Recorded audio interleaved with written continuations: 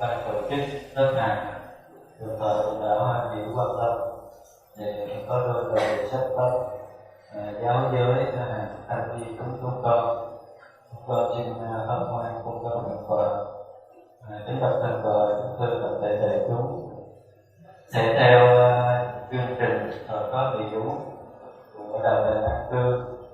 Thì buổi sáng chúng ta sinh hoạt Phật pháp 1 tiếng 15 phút và buổi chiều sinh hoạt 1 tiếng 15 phút và sau đó là giờ thiền hành thiền tọa. Nhưng vì đặc biệt hôm nay thiền tọa có sự yêu cầu của đại chúng nên cũng sẽ thiền tọa giảng 1 tiếng 30 phút và buổi chiều cũng sinh hoạt Phật pháp 1 tiếng 30 phút. Kính mong Phật tọa và thầy đại chúng nhiều khi có này niệm Phật. Giờ này chúng con sẽ kính lại Đức Thầy Thích Ca Mâu Ni Phật. Mô Phật. Thì hôm nay cũng có duyên lành về Phật pháp mà cũng là ngày 9 tháng 5 thì cũng có thì cũng là ngày mùa kết bản cư thường lệ của giáo đoàn 1 của các sĩ chúng ta. Thì cũng có hòa thượng của truyền sáng lập viên đây có giải ý kêu tôi xuống để đi trao đổi cùng quý vị về cái khóa tu kiếp nạn như hôm nay.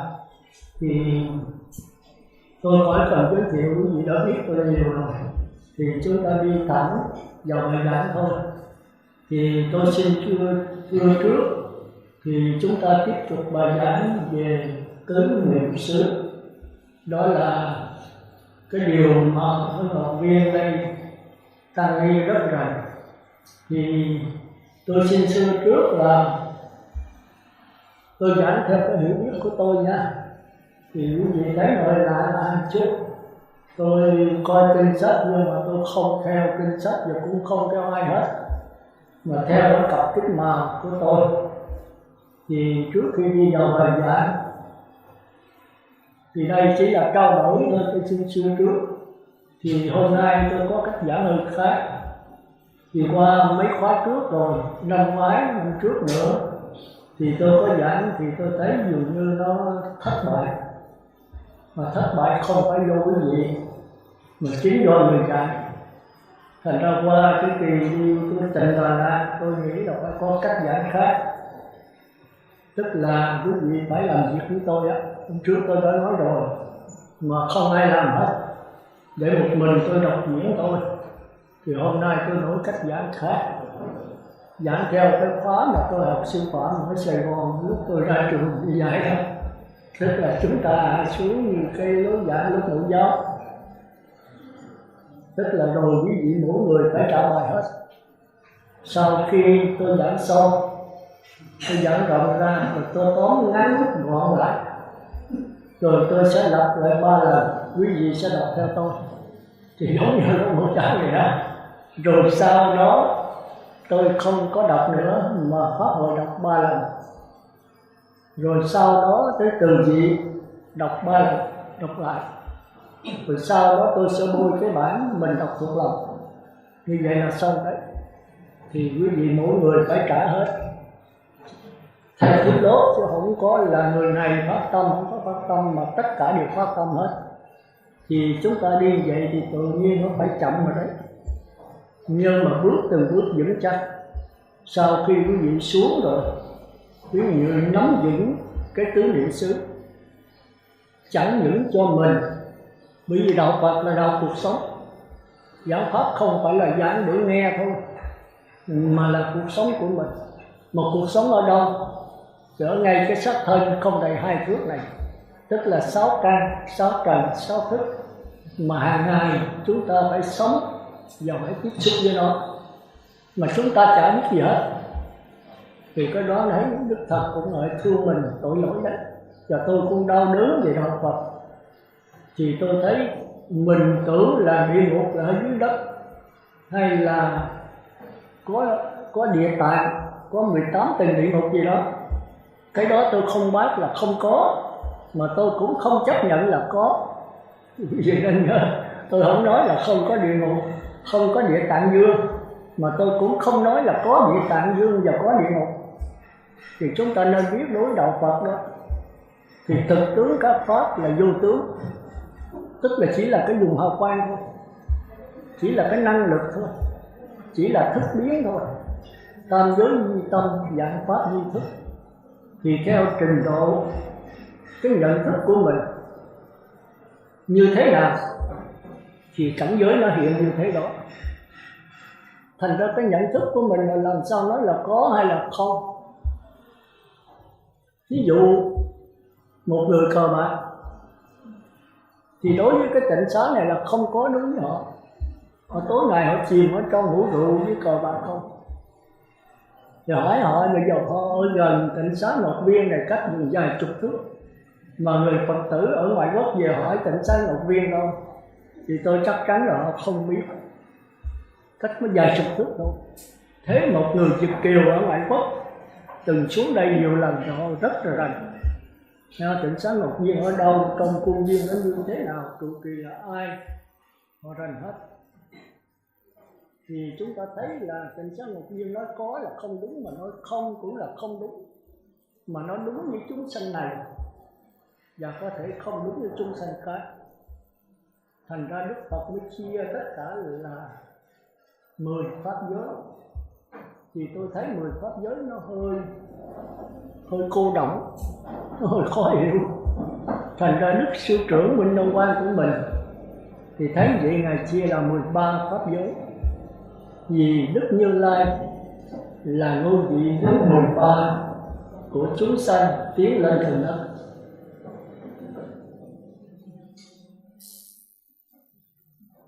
Đó thì chúng ta thấy bên Đại Thừa đó và Tiểu Thừa cũng vậy, thường đó là địa ngục, ngạ quỷ, súc sanh, A-tu-la là 4 địa ác, rồi thêm cõi người và cõi trời nữa là 6 cõi, như là luân hồi trong lục đạo. Lục là 6 điều. Rồi thêm nhập lưu, nhất dẫn lai, bất lai và vô sanh A La Hán. Thì bên Đại Thừa vẫn có một thôi. Còn tới Bích Chi Duyên Giác, Bồ Tát và Như Lai là 3 bậc tam tôn, tức là tiền trưởng giáo hóa. Thành ra Sư Trưởng thấy rằng từ nhập lưu qua nhất dẫn lai rất là khó. Nếu chúng ta học đi sâu vào, chúng ta thấy không phải dễ qua đâu. Tức là từ người trời mà qua nhập lưu thì càng khó nữa. Thành ra Đức Phật thường giao cho Xá Lợi Phất. Rồi từ nhập lưu mà qua nhất dẫn lai, bất lai, vô sanh La Hán. Thì chúng ta thấy từ bất lai mà qua vô hán cũng trần thân. Nếu chúng ta nghiên cứu cho kỹ, học duy thức, rồi chúng ta coi những từng chi tiết, chúng ta mới thấy sự khó khăn của nó. Thành ra Sư Trưởng mới chia làm 4, tức là thêm nhập lưu, nhất dẫn lai, bất lai nữa, kêu là tứ thánh. Tứ thánh thì tức là 10 thêm 3 là 13. Thành ra Sư Trưởng mới viết trong chân lý này thì cái tháp 13 tầng. Thì tháp chúng ta lên trển coi ở tịnh xá nào của Minh Long Quang cũng đều tháp 13 tầng hết. Thì Sư Trưởng mới giảng là Đức Như Lai là ngôi vị thứ 13 của chúng sanh tiến lên thành đất. Mà chúng sanh là danh từ của tổ sư mình ạ, chứ không phải tôi đặt ra. Thành ra tôi mới đề 15 hàng chúng sanh.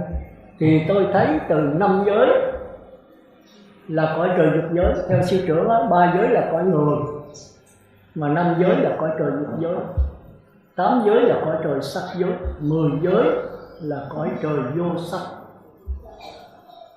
Mà 10 giới mà đắc y sa di, hành tứ y pháp thì mới gọi là xuất gia. Thì bây giờ chúng ta thấy dường như cũng không có sa di đây. 10 giới là phải hành tứ y pháp. Tứ y pháp vậy thì kêu còn không có hành. Rồi còn Đức Tổ Sư thì còn, Đức Tôn Sư vắng bóng rồi thì Nhị Tổ Giác Chánh còn tiếp tục. Cái đoàn hành đạo còn đi lang thang rất là đẹp. từ ngày tiếp thu đến nay thì vắng bóng luôn. Bây giờ tôi thấy tương đối dễ rồi đó, nhưng mà không ai dám dẫn đâu. Dù bây giờ chính quyền có thông cảm với tôn giáo, bởi vì mình bây giờ là thuộc về Phật pháp của thế giới rồi, không thật là vô Liên Hiệp Quốc gì đó, được là thế giới công nhận là tổ chức là đăng quang ở Hà Nội, thì tất nhiên bây giờ có thể đi lại được. Vì cái đi hành đạo nó không khó, nhưng mà khó ở cái gì? Khó ở dự trưởng đoàn. Tôi thấy trong cái hội không khó một người nào mà dám đứng ra mà dẫn đoàn đi. Dẫn đoàn nó không đòi cái tài, mà nó đòi ở cái đức. Đức nhị tổ giác chánh mình đâu có tài. Tôi nói thật không có tài đâu, không có tài nó mới dụ pháp sư khác. Ngài ít có thuyết pháp, Ngài chỉ trả bài thôi à. Tổ sư Minh Đăng Quang mình 69 quyển chân lý đó, Ngài thuộc 30 mấy 40 quyển. Thì Ngài khi nào tới nào lui cái đó thôi, trả bài y chang vậy thôi. Chứ còn cái pháp riêng của Ngài không dắt giảng. Tôi có hỏi Ngài sao Ngài không chịu giảng. Ngài nói mình biết có đắc quả không, mà giảng chặt một cái người ta nghe là người ta sa đọa thì mình tội lỗi. Còn sư trưởng Ngài viết qua Ngài là người đắc quả, thì mình lặp lại cái của Ngài thôi. Mình bảo đảm Ngài rất sợ cái nhân quả, bởi vì sư Khang biết rằng khi thuyết pháp sai một cái đó thì chính mình sa đọa đã đành, mà kéo cả Phật tử người ta sa đọa. Thành ra pháp sư không phải là dễ. Cái tiếng pháp sư bây giờ chúng ta dùng đó là, tôi cũng xin lỗi, dường như là chúng ta lạm dụng. Chứ pháp sư chánh khống không phải như mình kêu bây giờ đâu. Tôi kêu tôi là thượng tọa pháp sư chừng nào mới có vụ pháp sư được. Pháp sư là phải rành hết giáo lý, trả lời tất cả những câu hỏi, những cái khúc mắc, tức là phải ai láng trở lên thì mới gọi là pháp sư được. Bây giờ hỏi tôi xíu một chút là tôi biết đó, không phải dễ đâu.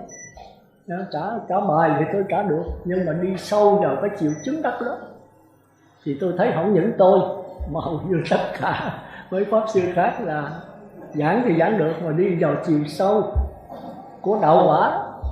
Chỉ đạo Phật là đạo quả, mà đạo quả là gì? Là cuộc sống. Mà cuộc sống như thế nào? Cuộc sống đừng dính mắc. Người ta hiểu lầm đó là đắc quả La Hán này kia rồi có niết bàn là một cõi nào khác với cõi tam giới này. Lầm, không có vấn đề đó. Thì ta nói là khổ tập diệt đạo, khổ là nhàm chán ta bà này. Nhàm chán ta bà này đi đâu? Đâu mà không có ta bà, không có cõi thế giới ta bà, tam giới này, dục giới, sắc giới, vô sắc, thì cũng có pháp giới. Rồi quý vị chưa biết là tam giới với pháp giới nó khác nhau làm sao. Cái tam giới thì dễ hiểu, tức là 15 hạng chúng sanh như tôi trình bày hồi nãy, tổ sư thì 13. Thành ra quý vị thấy 5 giới mà tiến tới 8 giới đó thì tôi thấy cẩn thân. Thì hỏi mấy bà mấy cô mà cư sĩ thì biết, có nhiều 5 giới tới chết luôn mà không có thọ 8 giới được. 8 giới nó khó lắm. 5 giới thì giống hệt như người đời thôi.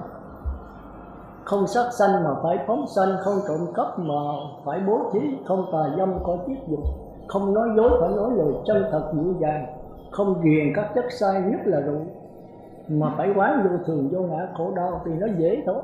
Còn tóc, còn có gia đình, còn làm các việc ở ngoài đời, còn 8 giới là khác rồi đấy. Nó thêm 3 cái hạnh. 3 cái sau này đó là cái hạnh chứ không phải là duyên. Mà chưa chắc là người cư sĩ cả tăng ni không biết cái hạnh như cái giới khác nhau làm sao. Tôi nói thật là tôi xuất gia tôi cũng không cần, tôi là nhị tổ giác chánh giảng cho tôi đó, thì tôi mới hiểu cái hạnh. Sư trưởng nói cái giới dễ giữ mà cái hạnh khó gìn. Thật ra có 5 giới thôi: sát sanh, trộm cắp, tà dâm, nói dối, uống rượu hết. Còn nếu gom lại thì có 1 giới thôi, chứ không có 5 giới nữa. Loại đạo Phật độc đáo vậy đó. Còn không ngồi ghế cao, nằm giường rộng chiếu lớn xinh đẹp, không nghe xem hát múa đờn kèn cho như đông yến tiệc, không trang điểm phấn son dầu hoa áo quần hàng liệu tươi tốt. Đây là cái hạnh. Cái giới khi mình phạm rồi đó thì hại cho mình, hại cho người, tức là phải ở tù đấy. Mình sát sanh, mình giết người, hoặc mà giết loài thú lớn, con chó hay là con trâu bò của người ta thì người ta có thể thưa là tôi ở tù đấy. thành ra mình giữ được. Mình sợ cái xác thân này bị nhốt. Còn trộm cắp cũng vậy, nếu lấy của không cho mà lấy ít, nếu lấy nhiều quá đó thì ở tù có thể đi tới tử hình đấy. Ví dụ tham nhũng ở ngoài xã hội chúng ta thấy là tử hình đấy. Rồi không tà dâm mà lan trả vợ con chồng con người khác, người ta có thể đánh đập mình, có thể giết chết nữa đấy. Rồi không nói dối cũng vậy, nói vừa vừa nói dối quá nhiều cũng ở tù đấy. Rồi không ghiền các chất sai, cái này mới là khó nhất. Phạm giới này là phạm hết. Nói xin lỗi con người sai cũng giống như là người điên. Sát sanh, trộm cắp, tà dâm, nói dối gì làm náo, còn cái hiểu biết gì đâu nữa. Thành ra đạo Phật lấy cái sai xưa, cái mất trí đó làm quan trọng nhất. Ngược lại với cái sai xưa đó là cái trí tuệ. Mà duy tuệ thiện nghiệp, đối đạo Phật cái tuệ là quan trọng hơn hết. Giới định không quan trọng, mà tuệ mới quan trọng. Mà chúng ta hiểu tại sao vậy? Chúng ta có thể có giới mà không có tuệ. Chúng ta có thể có định mà không có tuệ. Đó là ngoại đạo 62 tôn giáo trước thời Đức Phật. Nhưng mà chưa có cái tuệ nào mà không có giới định hết. Cái tuệ nói là cái diệu dụng. Thì tăng ni Phật tử phải nghiền ngẫm ở chỗ đó. Tức là học rồi phải có thời giờ ngồi thiền. Rồi quý vị ngồi 45 phút, nửa tiếng, chả ăn thua gì hết. 2 tiếng trở lời. Ít nhất là 2 tiếng trở lời. Thì trong thanh tịnh thì nó sẽ giải thích cho quý vị hết. Đó là ông thầy thật sự vô sư trí đấy. Là thầy của tăng ni, mà thầy của 3 đời chư Phật. Chúng ta Đức Phật đắc quả là nhờ ai? Không có ai. Không có ai là thầy của Phật Thích Ca. Sư trưởng Minh Đăng Quang cũng vậy. Mà thầy của Phật là gì? Là Pháp. Thành ra sau khi chết Ngài dặn các A Nan đó, thì sau khi ta chết rồi, A Nan nói Ngài chết không còn thầy, con lấy ai làm thầy? Thì Đức Phật nói lấy Pháp làm thầy. Ta cũng lấy Pháp làm thầy. Pháp là cái chuyển biến chu kỳ và sát na trong vũ trụ. Bữa nay thì tôi cũng đề nghị là đừng có ghi nha. Ghi không có thì giờ nghe đâu. Xếp sách lại hết thì trả thuộc lòng thôi. Ghi mà hồi mà coi theo sách mà trả là không được ạ. Bữa nay tôi giảng hơi khác đấy. Quý vị ngồi nghe là hiểu thôi. Bởi vì quý vị lặp lại tới 90 lần. Nó hơi chậm. Rồi quý vị ghi ở trong tâm mình. Ghi trò A-la-gia, kinh nghiệm, kiến thức, ký ức, đừng có ghi giấy ngoài. Giấy ngoài tôi thấy có nhiều người về không có coi. Không có coi. Ví dụ thâu đĩa, thâu băng thì tôi cũng không thích hợp. Ở Tịnh Xá tôi không có một cái đĩa. Tăng ni là không có điện thoại bàn, không có điện thoại di động. Chỉ có một cái điện thoại bàn di động là cái đĩa lớn nhất là chính mình. Cô nói sai là tôi chịu tội thôi. Quý vị trợ gì mình trong đó đầy đủ hết. Đầy đủ hết. Muốn cái gì cũng có trong này hết. Địa ngục cũng có, ngạ quỷ súc sanh cũng có, người trời cũng có, ông Phật cũng có. Thì quý vị trở về nó, lấy nó làm thầy. Thì quý vị thường nói Bổn Sư Thích Ca Mâu Ni là thầy. Đó là thầy hù thôi, không đưa quý vị tới giải thoát đâu. Tôi nói là sai, tôi chịu tội thôi. Rồi cứ ca là để cho mình cái mô hình, cho mình làm gương cho mình thôi. Rồi mình phải tự đi lấy à. Ai làm cho mình đắc quả thì người đó là thầy mình. Phật Thích Ca có thể làm quý vị đắc quả được không? 100.000 lần không. Bởi vì quý vị ra ngoài đó lại Phật Thích Ca xói đầu quý vị đắc quả, tôi chịu thôi. Không khéo quý vị còn xuống địa ngục nữa đấy. Lại cho nhiều để rồi cái tâm kiêu mạn. Chúng ta thấy có người tụng Pháp qua tới mấy ngàn biến hồi thời Lục Tổ Huệ Năng. Thì nghĩ như vậy là mình cao lắm rồi. Cao cái mốc gì, làm sao mà cao được? Cao là khi nào mình thấy rõ cái cuộc sống này. Mà cuộc sống này thấy rõ là thấy rõ cái gì? Thấy rõ cái thế giới chu kỳ. Chu kỳ này nói là khoa học, mấy nhà bác học nó thấy còn rõ hơn mình. Chu kỳ tức là có tướng, mà nhiều cái tướng ráp lại. Chẳng hạn như cơ thể mình là mắt, tai, mũi, lưỡi, thân, ốc. Bên trong là tim, can, thế phận ráp lại mới thành cái xác thân này. Thì cái này dễ thấy thôi. Quý vị học qua lúc cao hoặc là qua bác sĩ thì quý vị thấy rõ. Mà nếu vậy thì là mấy nhà bác sĩ là A-la-hán hết sao? Không phải vậy đâu. Phải qua thế giới sát na. Thế giới sát na kêu là pháp giới chứ không phải là tam giới. Thì hôm nay tôi muốn quy chỗ đó, hay nói cách khác về thế giới chu kỳ là thế giới của tư tưởng, thế giới sát na là thế giới của trí tuệ. Thì hầu hết từ địa ngục cho tới phi phi tưởng, tức là lục đạo đó, là chưa biết gì thế giới sát na hết, chỉ có nhập lưu. Thánh thứ nhất là biết được 1/4 của thế giới sát na, thánh thứ nhì là biết 2/4, thánh thứ ba là biết được 3/4, và thánh thứ tư là biết trọn vẹn. Biết trọn vẹn đây mới xong đó, cái dịp tu hết, bởi cái A-la-hán là xong rồi. Nhưng mà A-la-hán mới được cái thể của đạo Phật thôi.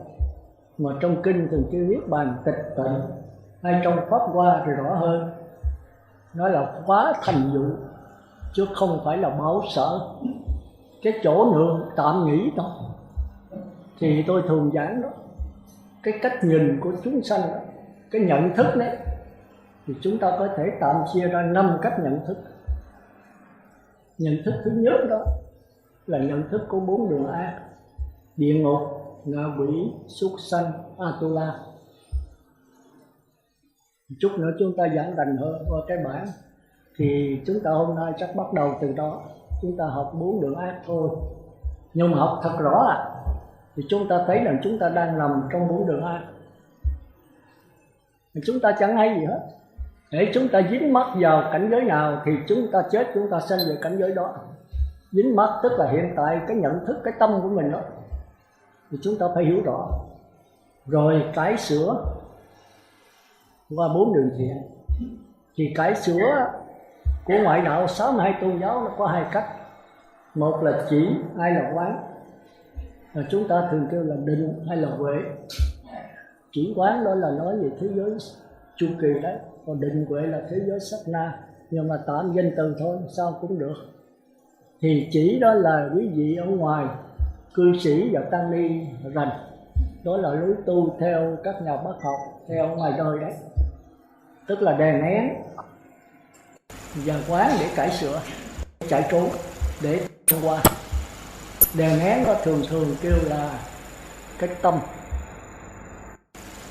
cái định, còn thăng qua quán đó là cái huệ. Đây là cái huệ của người trời và cái định của người trời, tức là khi sân thì mình chấp nhận cái sân. Cái khác của đạo Phật là chỗ đó, tôi có sân, bây giờ muốn hết sân thì tôi phải đè nó xuống. Thì giống như trong Trung Kinh Đề đó, giống như ông lực sĩ mà đè tên cướp. Tên cướp là sân, vậy ra thì mình chết. Tên lực sĩ là thiện, đè cái ông cướp này xuống. Thì niệm Phật đếm từ 1 tới 10, đè nó. Mà nó mạnh hơn nữa thì qua giai đoạn thứ 2 niệm Phật khỏi đếm. Đây tôi nói đại khái thôi nha, rồi kỳ giao bài giảng chúng ta sẽ đi sâu hơn, đi rõ hơn. Rồi nếu nó mạnh hơn nữa thì mình phải khỏi cần niệm Phật, lắng nghe cái niệm Phật. Tức là niệm Phật đếm từ 1 tới 10, niệm Phật khỏi đếm là sơ thiền đấy. Mà sơ thiền làm không nổi nó thì phải qua nhị thiền, là niệm Phật khỏi đếm để đè nó xuống. Mà nếu chịu không nổi nữa thì phải qua tâm thiền, là chìm đắm trong trạng thái niệm Phật, mất thân. Còn nếu chịu không nổi nữa thì phải qua tứ thiền, xả niệm thanh tịnh. Đại khái nó là như vậy. Mà nếu chịu không nổi nữa thì sao? Thì có quánh lộn giết nhau thôi. Hết quá tải rồi, bức xúc tới cùng rồi. Cái nồi súp giang mà nó bốc hơi lên mà cứ đậy nó hoài, đèn nó xuống hoài, rồi cứ nấu cho nó sôi nữa. Thì dùng nó quá là nó nổ, mãi nổ thì tanh bành hết, không còn cái gì hết. Thì cái pháp môn này là pháp môn tạm thời. Đức Phật chấp nhận. Nhưng mà đừng dừng chỗ đó. Dừng chỗ đó là thuộc về giới cấm thủ. Chúng ta chưa có nghe cái giới cấm thủ, ít có ai giảng đúng đó, nó khó. Thì sau này chúng ta sẽ qua cấm thủ là nhập lưu đấy. Tới người trời rồi chúng ta tự cao, chúng ta hưởng thụ, chúng ta an nằm ở đó, an trú ở đó. Thì thời gian chúng ta sa đọa. Thì chính ông Quốc Độc Lâm Phất A-la-la đi tới cõi trời phi phi tưởng là cao nhất. Thế mà khi nhàm chán xả ra rồi bức xúc quá sa đọa làm con chim phi ly. Đây là trong kinh nhé, không phải của tôi. Để từ cái tầng thứ 8 mà sa đọa xuống làm súc sanh đấy, chúng ta phải hiểu nó khó khăn. Thành ra Thái tử Siddhartha thấy cái chỗ hớn, sau khi mà ông bước đầu Lâm Phất chỉ cho ngài cái phi tưởng rồi, ngài thấy cái chỗ hớn là nói cái này không phải là Như Lai. Ông nói cái này cao nhất nha, cái này là tương tự Như Lai. Thì Thái tử nói không phải, cái này là đồ dỗm thôi, đồ nhái thôi. Nhưng mà lúc đó Thái tử Điệp ra không biết cái pháp thân thường trụ của Như Lai như thế nào. Ngài chỉ thấy cái chỗ sai, nhưng mà cái đúng thì Ngài chưa đắc quả. Lúc còn đương làm Bồ Tát mà, đang đi tìm đạo, chỉ chưa đắc được. Thành ra Ngài đành thôi, chỉ cái chỗ sai thôi. Rồi ông bước đầu Long Phất nói bây giờ Ngài đi hết Ấn Độ, không ai cao hơn tôi nữa, tôi là tột cùng hết. Thì Ngài nói đúng, nhưng bây giờ Ngài phải tự tìm lấy thôi. Nghe không? Thì Ngài nói phải tìm trở về sắc thân của mình. Hắn nhờ định trí tìm ra mà xếp chân ngồi lại kiết già công phu. Thì Ngài 49 ngày dưới cội Bồ Đề bên dòng sông Ni Liên, sau khi tắm rửa tránh cái thái quá và tránh cái bất cập là lúc còn làm thái tử. Thái quá là tu khổ hạnh ép sát nhịn đói cho đến chết, hai cái này không đưa tới đạo quả. Thành ra bài thuyết pháp đầu tiên của Ngài là trung đạo về sắc thân. Nhưng mà sắc thân thì mới là đưa qua cái cảnh giới Niết Bàn thôi chứ chưa. Rồi cái trung đạo cuối cùng là trung đạo về tâm, đó là kinh Đại Bát Niết Bàn. Thì cái đó chúng ta đã xảo về giảng cái trung đạo về sắc thân trước. Rồi sau khi được cái trung đạo đó, Ngài dính cội cây Bồ Đề, Ngài xuống sông Ni Liên, Ngài tắm rửa, Ngài thấy khỏe khoắn và nhận cái bát sữa của Sujata, thì Ngài thấy khỏe là phục hồi sức khỏe. Thì Ngài đến bộ Bồ Đề, Ngài phát nguyện là nếu ở đây mà máu ta có khô, xương ta có mục, mà ta không thầy tìm thấy cái đạo bất tử, cái Niết Bàn chấm dứt luân hồi sanh tử, thì ta nhất định là chết tại đây, tôi không. Thì Ngài bắt kiết già ngồi 49 ngày, 49 đêm không ăn uống. Chúng ta bây giờ ngồi 45 phút ăn thua cái gì, không có ăn nhầm cái gì hết đó. Mà cái cảnh là Ngọc Nhiên này không phải là cảnh tu. Tôi nói là tôi có phiền tôi chịu. Rồi ở đây thì cảnh học được. Cái tu thiền phải ở vườn rừng, gió mát trăng thanh, bốn bề vắng lặng, và phải cảnh bao la, hoặc là núi hoặc là biển. Có một cái cảnh trước mắt mới là không ngủ gục được. Và ăn uống phải thật là kỹ. Tôi xin nói vấn đề ăn uống ở đây tôi thì đi đâu là tôi thấy không được, tôi nói là đụng tùm lum thì quý vị có ghét tôi chịu. Sự thật thì phải là sự thật thôi, chứ không thể mà vuốt ve quý vị được. Thì thật nó đưa mình tới Niết Bàn. Ở đây ăn uống là ăn uống vậy mà quý vị ngồi thiền được có tới phục á.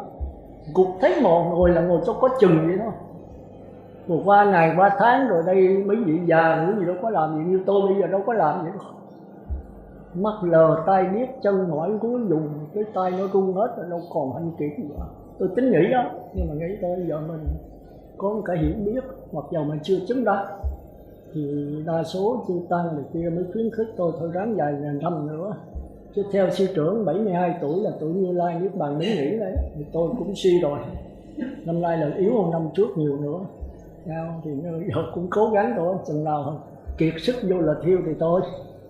Thì tôi nghĩ như vậy, tôi cũng cố gắng nói. Nhưng mà tôi xin thưa là cái miệng tôi thì nó hơi kẹt á. Tôi cũng sám hối cái đó trước. Nhưng mà tôi thấy là tôi không nói là không được. Thà là đừng cho tôi giảng pháp. Cho tôi giảng pháp mà biểu tôi đừng có nói sự thật là tôi thấy khó. Đừng cho tôi giảng thì được. Và đã nói rồi tôi thấy sao tôi có nói vậy. Thấy cặp kiếp nào của tôi chưa chắc là đúng, thì đây chỉ là sự trao đổi thôi. Quý vị cái xác thân mà ăn uống mà bột ngọt đầy nhóc, rồi dầu tùm lum hết. Tôi về đây mấy lần mà cúng dường đồ ăn, tôi đâu có dám rớm. Mình đừng phải thử cho biết. Tôi bột ngọt nhất là núm meo. Ở đây dường như là tỉnh xá nào ở đây mỗi ngày như mỗi có. Nó ngon lắm. Thì ngon cái miệng mà nó kiện cái thân. Ăn rồi ngồi gục thôi. Mà cái thiền là nó cứ kiện ngồi gục. Cứ kiện gục. Gục thời là đi ngủ sướng hơn. thì suốt ngày quý vị có ngủ thôi. Thành ra hôm trước tôi có nói rồi, giờ tôi lặp lại rồi, quý chịu tha lỗi cho tôi. Tôi nói tăng ni bây giờ là cư sĩ là tôi không biết. Thì thường Đức Phật khuyên là người tu phải tinh tấn. Thì chúng ta coi lại 37 phẩm trợ đạo, 9 lần là lặp lại vấn đề tinh tấn. Có một cái tứ niệm xứ, tứ chánh cần, 4 cái tứ chánh cần toàn là tinh tấn không. Tinh tấn thấy tư tưởng ác, đừng cho nó thoát khỏi. Tư tưởng ác đã thoát khỏi, tư tưởng ác lớn đã thoát khỏi, tận diệt nó. Tư tưởng thiện chưa thoát khỏi, làm cho nó thoát khỏi. Tư tưởng thiện lớn đã thoát khỏi, làm cho nó phát triển mạnh thêm. 4 cái toàn là tinh tấn không. Rồi trong mỗi cái 3 tứ niệm xứ cũng có tinh tấn. Tứ chánh cần 4 cái hết. Tứ như ý túc cũng là có tinh tấn trong đó. Ngũ căn ngũ lực cũng có tinh tấn trong đó. Thất bồ đề phần cũng có tinh tấn trong đó. Bát chánh đạo cũng có tinh tấn trong đó. 5 cái cộng với 4 là 9 cái. Còn đi ngược với tinh tấn là gì? Gì biết không? Đi ngược tinh tấn là làm biến, ăn rồi ngủ, không nghĩ tới vấn đề sanh tử của mình. Mà chúng ta thấy là người đi rồi lần sang thiên ta, mình thấy người ta vô là thiêu thường. Hồi xưa thì ít đó, thời bây giờ vô là thiêu rất nhiều, rất là nhiều. Mà nếu mình không có định lực, mình lầy lười biếng bây giờ thì mình còn lại cái gì? Khi chết là còn lại cái gì? Cái gì ăn ngủ cho đã rồi thì cái gì trống lỏng không có gì hết. Chết quý vị mang theo cái gì? Mang theo cái nhận thức không bao giờ chết. Tức là kinh nghiệm, ký thức, ký ức của quý vị. Nó sẽ vào trong A Lại Gia dưới hình thức năng lực, chủng tử dưới hình thức năng lực. Nếu quý vị nghiên cứu di thức cho kỹ, quý vị sâu vào đó, thì tôi nghĩ quý vị không thể lừa biến được đâu. Lừa biến được là tại vì mình vô minh. Mình nghĩ cái ăn ngủ hoài đi rồi cũng chết, mà tu cho tinh tấn rồi cũng chết. Cái lầm đó là nguy hiểm. Cái lầm của duy vật. Tu cho giữ rồi cũng chết. Giờ hưởng thụ cho đã đời rồi cũng chết. Không có linh hồn. Mà chúng ta thì chắc chắn là không có cái hiểu biết như vậy. Tất nhiên phải có linh hồn. Mà tôi hỏi quý vị, linh hồn là cái gì? Bây giờ mình ngồi đây nó ở đâu? Khi chết rồi nó còn hay nó mất? Có đâu quý vị phải tìm hiểu chết. Vấn đề sinh tử là đại sự. Chúng ta thấy sinh tử từ xưa giờ đạo Phật bắt đầu người xuất gia luôn luôn đặt cái sinh tử làm đầu. Quý vị cao tăng là bất cứ người xuất gia nào cũng vậy. Sống vấn đề sinh tử. Luân hồi nhiều kiếp quá rồi, chúng ta phải dứt ngay trong kiếp này. Kiếp này không độ, đợi kiếp nào mới độ. Mà bây giờ chúng ta rất là đầy đủ căn lành, nhất là tăng ni. Cư sĩ thì tôi không nói, chỉ có nhiều khổ lắm nha. Vô đây ngồi đây là mấy ông trời bà trời không đấy. Tức là phước báo rất nhiều. Còn nhiều người bây giờ chạy ăn từng bữa tốt mà không. Ra đại học năm thứ 3, thứ 4 rồi. Đi ra làm cái gì mấy ông bà biết không? Bán vé số, chạy Honda ôm. Hổng đó thì làm sao sống. Còn mấy bà mấy cô đây là cõi trời không à. Tôi thấy phước báo vô cùng. Mà ráng vô đây nghe pháp. Mà cư sĩ bây giờ giỏi à. Tôi phải nói tăng ni không bằng đó. Không biết ở đây sao. Ở dưới Trà Vinh tôi là cư sĩ rất là giỏi. 20 mấy năm trời rồi. Mà tôi giảng cái gốc không á. Nắm được cho mình, tu cho mình. Và ngay còn lúc còn sống mình biết mình ở đâu. Mình chết rồi mình về đâu. Mình phải nắm cho vững. Mình phải làm chủ lấy cái nghiệp mình. Còn mình không biết mình ở đâu hết rồi chết cứ để nó đi đâu đi. Cái nghiệp nó kéo đâu thì kéo. Uổng cái đời người tu. Tôi nói thật. Thì Đức Phật nó có 4 cái khó. Một là nhân thân năng đắc. Được cái thân người là rất khó. 2 là thiện duyên năng ngộ. Được người mà căn lành đầy đủ. Không có khuyết tật. Đúng là quý vị thỉnh thoảng đi vô nhà thương điên ở Biên Hòa, vô cái nhà thương khuyết tật, quý vị mới thấy mình phước báo vô cùng. Về mới thấy tinh tấn. Nhân thân năng đắc thì quý vị có rồi. Thiện duyên năng ngộ thì cư sĩ tôi không biết, cái tăng ni là đầy đủ đó. Nếu thiếu căn làm sao xuất gia. Thì thiện duyên năng ngộ, Phật pháp năng văn. nghe đạo Phật rất là khó. Thời buổi này mà Pháp, nhưng mà đạo Phật vẫn còn. Mặc dầu nó không phải là chánh Pháp, nó là thời mạt Pháp, nhưng mà vẫn còn. Nhờ Đức Tôn Sư Minh Đăng Quang khơi lại. Và chúng ta vẫn có những vị hòa thượng, thượng tọa giảng sư, có học, có trường, có lớp ra giảng. Nó cũng tương đối đành, nhưng mà cái chiều sâu thì tôi phải nói là không có. Hầu như cho mấy cái băng mà tôi nghe qua, tôi thì không có đĩa. Nhưng mà đi xe từ đây lên Sài Gòn hay là đi Vĩnh Long này đó, thì Phật tử nó có đĩa nó thả trong xe, thì tôi ngồi nghe. Tôi nghe một chút là tôi biết rồi. Không có ai giảng về Bát Nhã hết, toàn là giảng về tư tưởng không. Mà tư tưởng là cái thế người trời. Thành ta nói trời ơi đạo Phật mất rồi, trở lại như thời Tế Sử Di Đặc Ta. Thì Đức Phật cũng thấy là thời Ngài đó là không có đạo Phật. Rồi Ngài 49 ngày đó, Ngài Sao Mai vừa nói dạng Ngài mới ngộ được. Thì bắt đầu từ đó mới có tứ sa môn quả. Thì đây mới là có đạo Phật. Thành ra Phật đản là Phật đản cái tứ sa môn quả, chứ không phải Phật đản thì có thằng nhỏ rồi đưa tay trên trời chỉ dưới đất, thiên tượng thiên hạ duy ngã độc tôn luân hồi sinh tử ư thiên tận hỷ. Mà có ai giảng chạy đâu. Cái câu người ta rất hay mà giảng trật hết. Rồi mình phải phân biệt giữa tư tưởng và Bát Nhã nó khác nhau làm sao, giữa tam giới và pháp giới nó khác nhau làm sao, giữa thế giới của hiện tại, quá khứ, vị lai và thế giới của hiện tiền. Không có quá khứ, không hiện tại, không vị lai, đây mới là đạo Phật. Mà khác nhau thì sao mới được chứ. Và áp dụng vào trong cuộc sống là áp dụng làm sao? Khi mình đi đứng ngồi nằm, thân thọ tâm pháp thì có bao nhiêu đó thôi. Mà thân như thế nào là thân của thế giới chu kỳ của tư tưởng, thân như thế nào là thân của thế giới sát na của Bát Nhã, cũng cái thân đó thôi. Nhưng mà do cái nhận thức của mình mà cái thân nó thành ra luân hồi, cũng do cái nhận thức của mình mà cái thân nó thành ra giải thoát, cũng cái thân đó thôi. Thành ra quý vị phải có chừng, phải nghiền ngẫm đi vào chiều sâu. Đạo Phật là đạo có chiều sâu. Đừng có ham đi giáo hóa. Tôi nói thật là đi giáo hóa là tôi lo nữa. Quý vị biết là tôi đâu có đắc quả. Nhưng mà già thú rồi, bây giờ cũng có một số kinh nghiệm thôi. Nhất là đó còn Hòa Thượng Trang này đây của anh. Sư đợi tới đắc quả thì Phật tử nó thành con cá kèo khô hết. Thì bây giờ sư cũng nói thật là sư đem cái kinh nghiệm mấy chục năm của sư nghiền ngẫm, sư đem ra sư giảng để người ta có thể nương đó, người ta đốt giai đoạn. Chứ bây giờ tự mò như sư là mấy người mò được. Thì sư cũng nói thật là chưa đắc quả, chưa đắc thánh quả. Nhưng mà cái bánh vẽ sư nắm nó khá. Thì sư đem cái bánh vẽ giảng cho quý sư, mỗi người phải nghiền ngẫm lấy. Đạo Phật không có cái niềm tin, phải thấy rõ.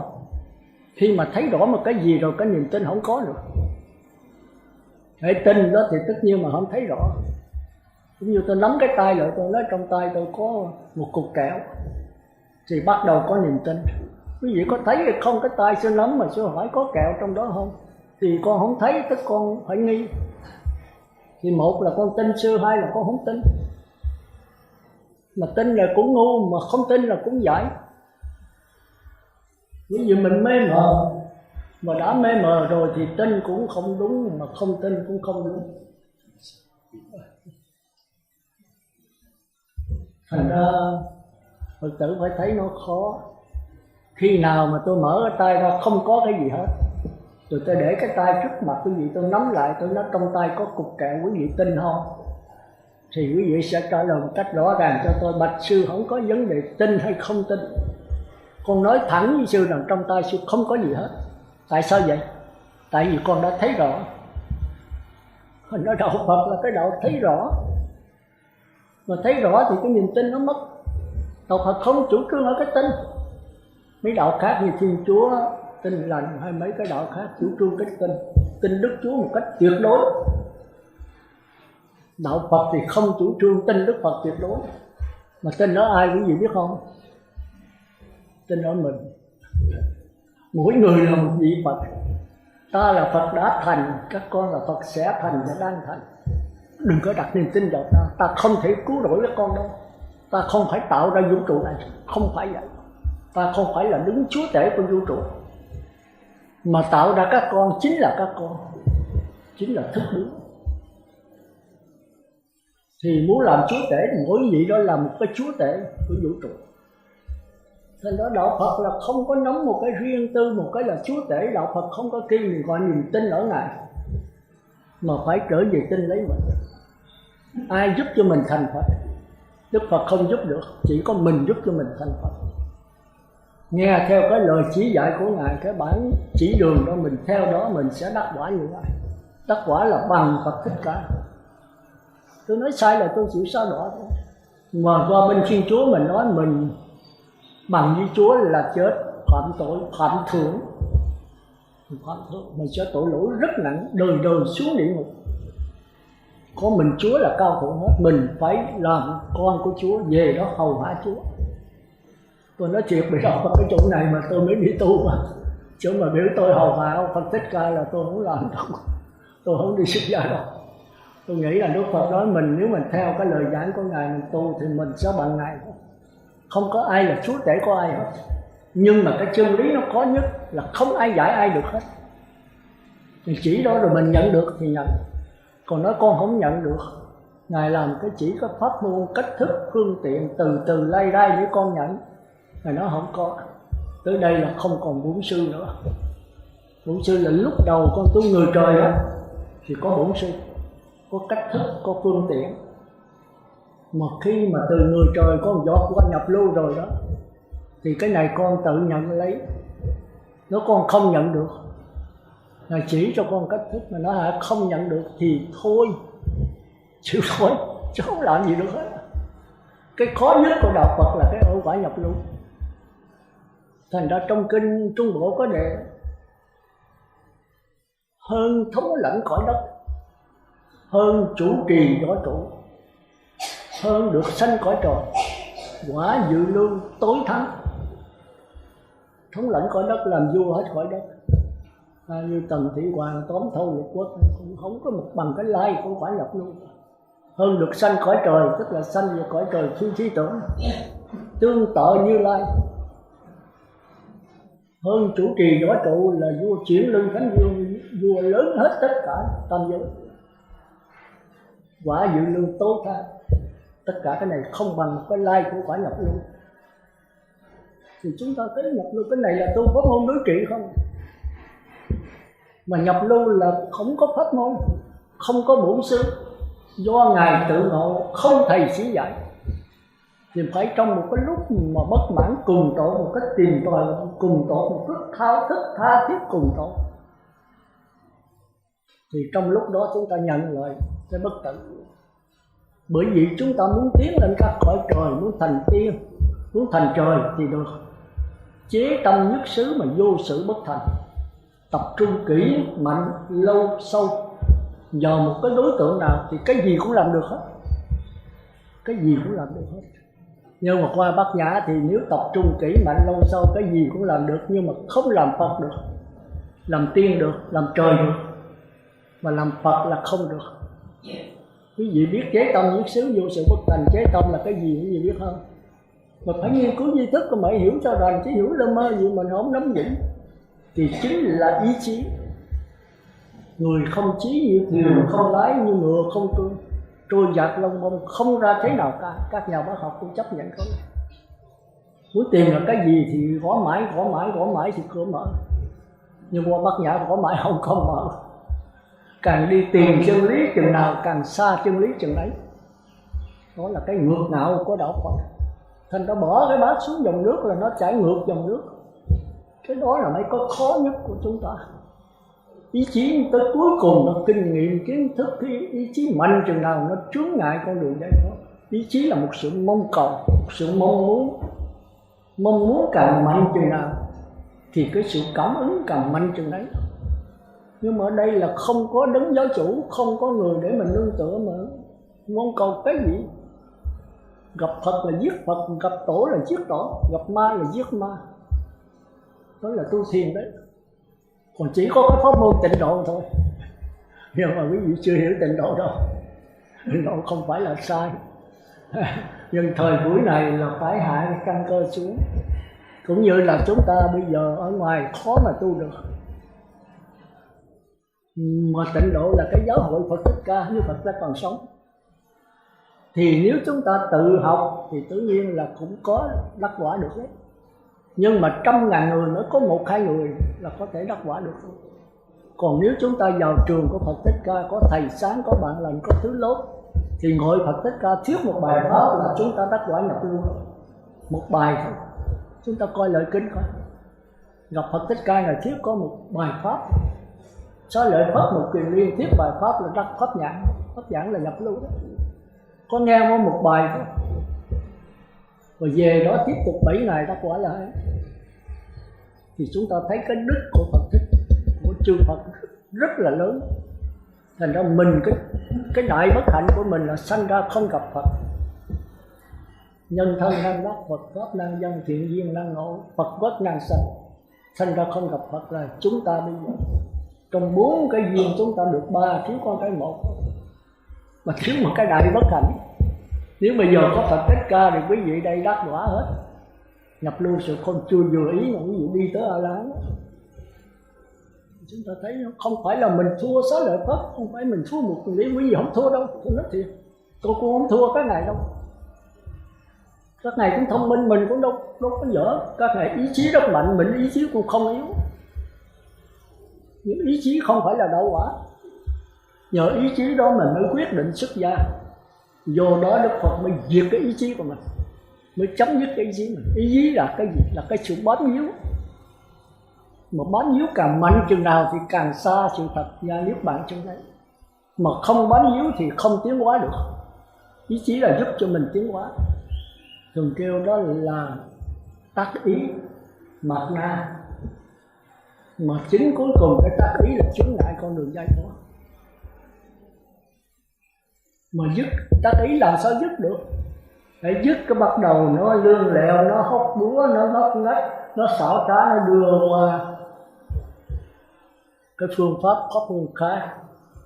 Bây giờ chúng ta đang ở trong đó. Tu tứ niệm xứ rồi tới tứ niệm được, qua thiền tông, mình xong qua minh sát tuệ, qua tịnh độ. Chúng ta bỏ cái xiềng cây qua cái xiềng sắt, bỏ xiềng sắt qua xiềng chì, bỏ xiềng chì qua xiềng bạc, bỏ xiềng bạc qua xiềng vàng. Chúng ta nói cái xiềng này cao nhất, tịnh độ là ngon nhất hết thảy, number one. Có người nói tịnh độ không bằng thiền tông, có người nói thiền tông không bằng tứ niệm xứ, niệm xứ không bằng minh sát tuệ. Không ngờ tất cả đều là cái xiềng, có cao thấp thì có. Pháp môn nhất niệm không cái nào là đưa tới giải thoát hết. Nhưng mà nó đưa tới cái thức mình trong sáng, ý chí rất mạnh, thì mới có thi tiến từ sơ thiền, nhị thiền, tam thiền, tứ thiền. Rồi ý chí mạnh nữa đó mới qua tứ không. Không vô biên, tức vô biên. Sau người giảng quý vị người quốc tới, quý vị ngồi thấy là không có ý chí là không qua mấy cái đó.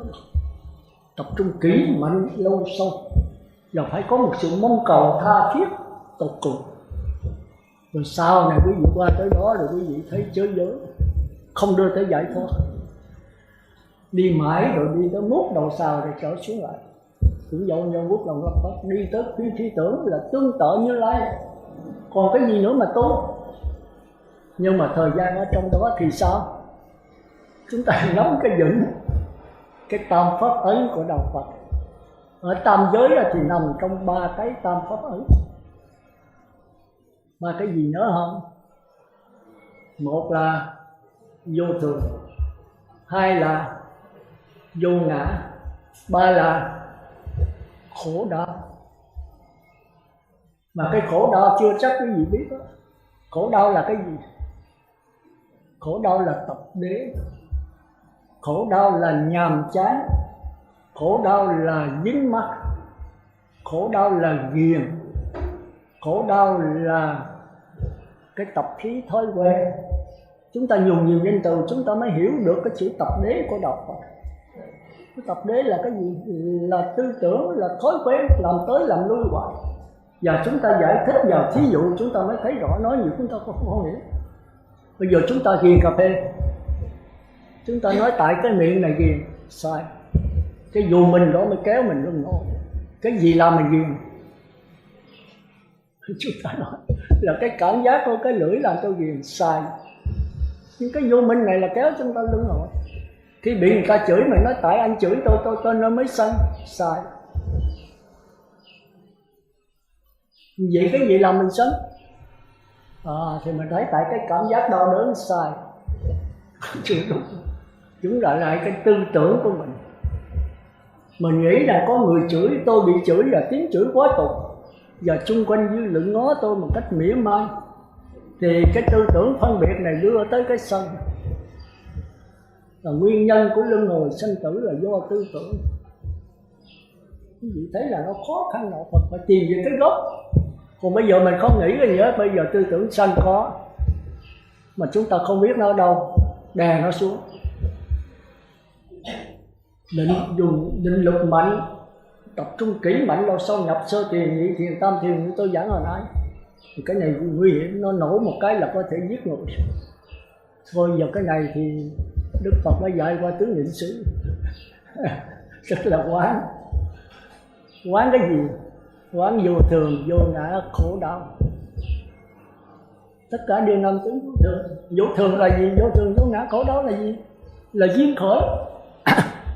Không có nhân duyên, không có duyên khởi, không có pháp thì không có cuộc đời. Vô thường, vô ngã, khổ đau là pháp duyên khởi. Mà chúng ta tưởng có cái duyên khởi gọn gàng, không phải vậy đâu. Hai cái duyên khởi, một cái duyên khởi chu kỳ và một cái duyên khởi sát na. Duyên khởi chu kỳ là thế giới hiện tượng, có quá khứ, có hiện tại, có vị lai. Duyên khởi sát na là phi hiện tượng, thế giới chuyển biến sát na chỉ có nhập lương nhất nhận lai mới vô cái giới này thôi. Thành ra quả nhập lương tốt thắng là chính. Cái cõi trời phi tưởng còn không cái sát na. Ở đây không có quá khứ, không có hiện tại, không có vị lai, chỉ có cái hiện tiền. Cái này quý vị coi kinh Kim Cang thì thấy rõ. Và nhớ ông Đức Sơn mà gặp cái bà lão bán quán thì ông điểm cái tâm. Thì bà lão mà nói đại đức điểm cái tâm nào mà đại đức xách một mớ tù ti theo dày quá vậy? Nói tôi là chú giải kinh Kim Cang, tôi lên đâu đây cái phá cái ổ của Long Đàm. Long Đàm nói tôi nhất kiếp ngộ nhất thời, không có quá khứ hiện tại gì lai gì hết, mà Đức Phật phải tu tới 3 A Tăng kỳ kiếp mới là thành Như Lai. Tôi lên tôi phá cái ổ của tụi ăn cút này thôi, phá Phật pháp. Thì bà lão bà cười mà nói cùng giữa a. Đại đức nói hay quá. Thì bây giờ đại đức điểm tâm thì tôi xin kính đại đức tôi cúng dường. Nhưng mà đại đức trả lời được đó thì tôi cúng dường, mà không thì ra khỏi quán. Tôi không cúng dường cho mấy người mà nói hay mà không hiểu gì hết. Thì nói bà nói liền, hỏi liền đi, tôi trả, tôi đói bụng quá rồi. Thì bà hỏi là đại đức điểm tâm, mà kinh Kim Cang của đại đức chú giải là không có quá khứ, không có hiện tại, không có vị lai. Kinh Kim Cang, cái gốc kinh Kim Cang là quá khứ tâm bất khả đắc, hiện tại tâm bất khả đắc, vị lai tâm bất khả đắc. Mà đại đức đòi điểm cái tâm, đại đức điểm cái tâm nào? Tâm quá khứ hay tâm hiện tại hay tâm vị lai, mà không có tâm nào hết. Đức Sơn không ngờ là một bà lão bán quán hoàng như vậy, mà hỏi một câu trời đất động luôn. Ông ngồi ông bóp trán ông suy nghĩ để trả lời. Bà lão mới nói một phút nghĩ suy là mây bay ngàn dặm, mời đại đức ra khỏi quán. Đại đức hiểu là hiểu, mà không hiểu thì thôi. Đại đức nhận được cái bất tử thì đại đức hiểu liền, mà không nhận được đại đức suy nghĩ càng xa cái bất tử, càng xa cái sát na.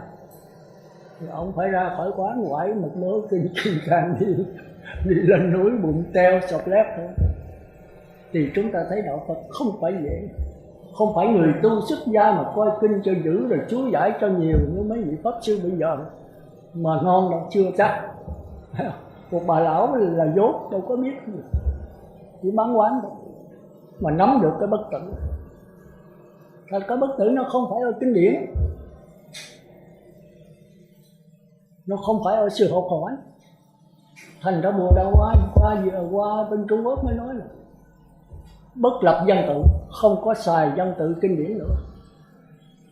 Trực chỉ nhân tâm, kiến tánh thành Phật. Thấy được cái bất tử là thành Như Lai. Từ nay sống theo cái bất tử, sống theo cái lặng lẽ. Và bất tử là cái gì? Làm sao đạt được cái bất tử? thì chúng ta đặt chữ làm sao là chúng ta lọt vào cái mê hồn trận của tư tưởng nữa. Thành ra nó có, thành ra chúng ta phải biết bây giờ chúng ta đứng trên ngã ba đường. Thành ra tôi thấy cái chỗ đó thì tôi cũng hơi lưỡng lự. Mình có thể thấy được Phật tánh, nhưng mà chưa chắc đó là Phật tánh thiệt đâu. Mình phải coi kinh Thủ Lăng Nghiêm rồi mình coi Ngũ Ấm Ma mới thấy giữa cái tư tưởng và giữa cái bát nhã nó cách nhau đường tơ kẻ tóc. Nếu không có minh sư, không có bậc thánh quả thọ ký cho mình đúng thì nó muốn có đời tu mà. Còn theo Phật giáo là không khéo thuộc về giọng ngữ, đại giọng ngữ đấy, chưa đắc thánh quả mà nói đắc thánh quả thì có đó là khó. Tôi có tu, tôi có vào trong sơ thiền như thiền tam thiền mà tôi lầm cái tam thiền là Bất Lai, tôi lầm cái tứ thiền là A La Hán, nó tương tự thôi, không có phân biệt được cách đường tơ kẻ tóc. Rồi tôi nhận cái tam thiền đó là Bất Lai thì tôi buộc gì đại giọng ngữ. Ai cứu tôi? Bây giờ phải đi hỏi mà Thạc Đức mấy người mà tu trước mà có chứng đắc đó, mà ai bây giờ chứng đắc mình làm sao biết? Hồi xưa có Như Lai thì dễ, có Lục Tổ thì có Pháp Hội thì dễ. Ấy thế mà chúng ta thấy ông Huyền Giác, ông chứng đắc rồi mà ông cũng không biết mình chứng đắc tới đâu. Ông mới nhờ ông Huyền Sách thọ ký, sau khi hai người trao đổi với nhau thì một bên 8 lượng, bên nửa cân, rất là hợp với nhau. Ông nói anh học ở đâu mà giờ anh thọ ký cho tôi? Ông nói tôi thì anh cũng tương tự thôi, tôi thì được Huệ Năng thọ ký. Bây giờ tôi không đủ lời lẽ để chứng minh anh là đắc đúng hay sai, mà không khéo thì chết.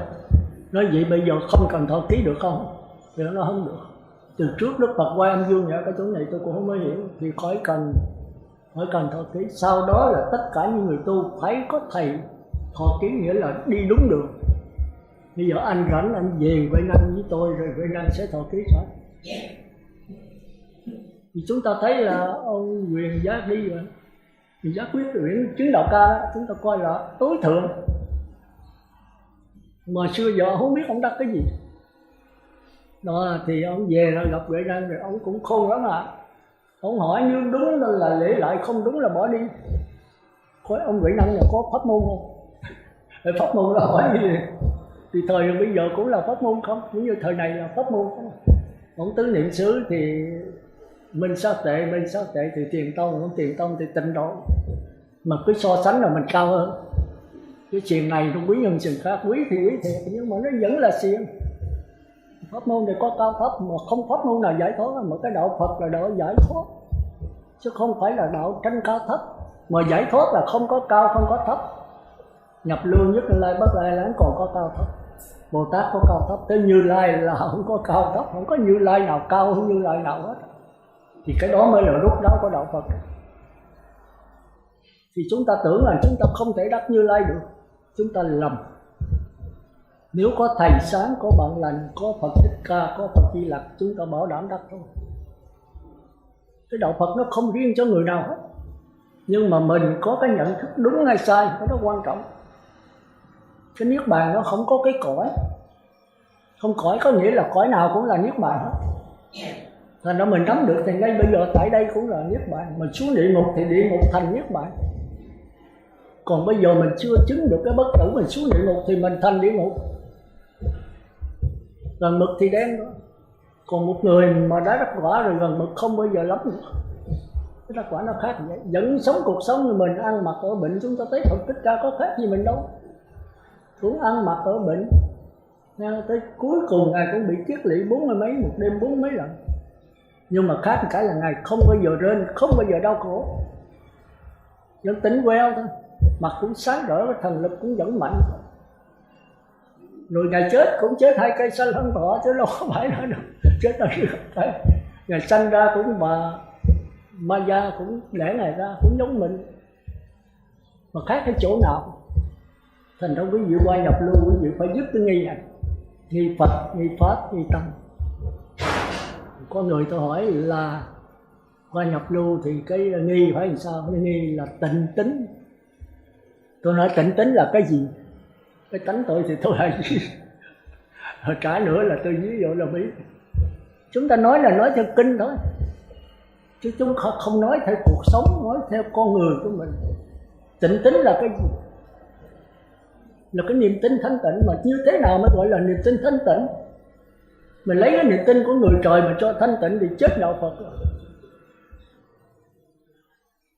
Cho nên quý vị phải biết là hiểu, và hiểu tới nơi tới chốn. Thì tới nơi tới chốn là cái hiểu toàn diện. Hiểu toàn diện thì là Phật. Còn hiểu một cách lờ mờ thì lờ mờ đạo Phật dùng danh từ rất hay, quý vị không biết. Minh là sáng, mờ đó là vô không sáng. Vô minh là cái hiểu lờ mờ. Thì địa ngục là lờ mờ nặng nhất. Địa ngục ngạ quỷ súc sanh ra chút rồi chúng ta coi cái địa ngục nó trong thân này nè, chúng ta mới ghê. Mình cứ sống với địa ngục mình không hay.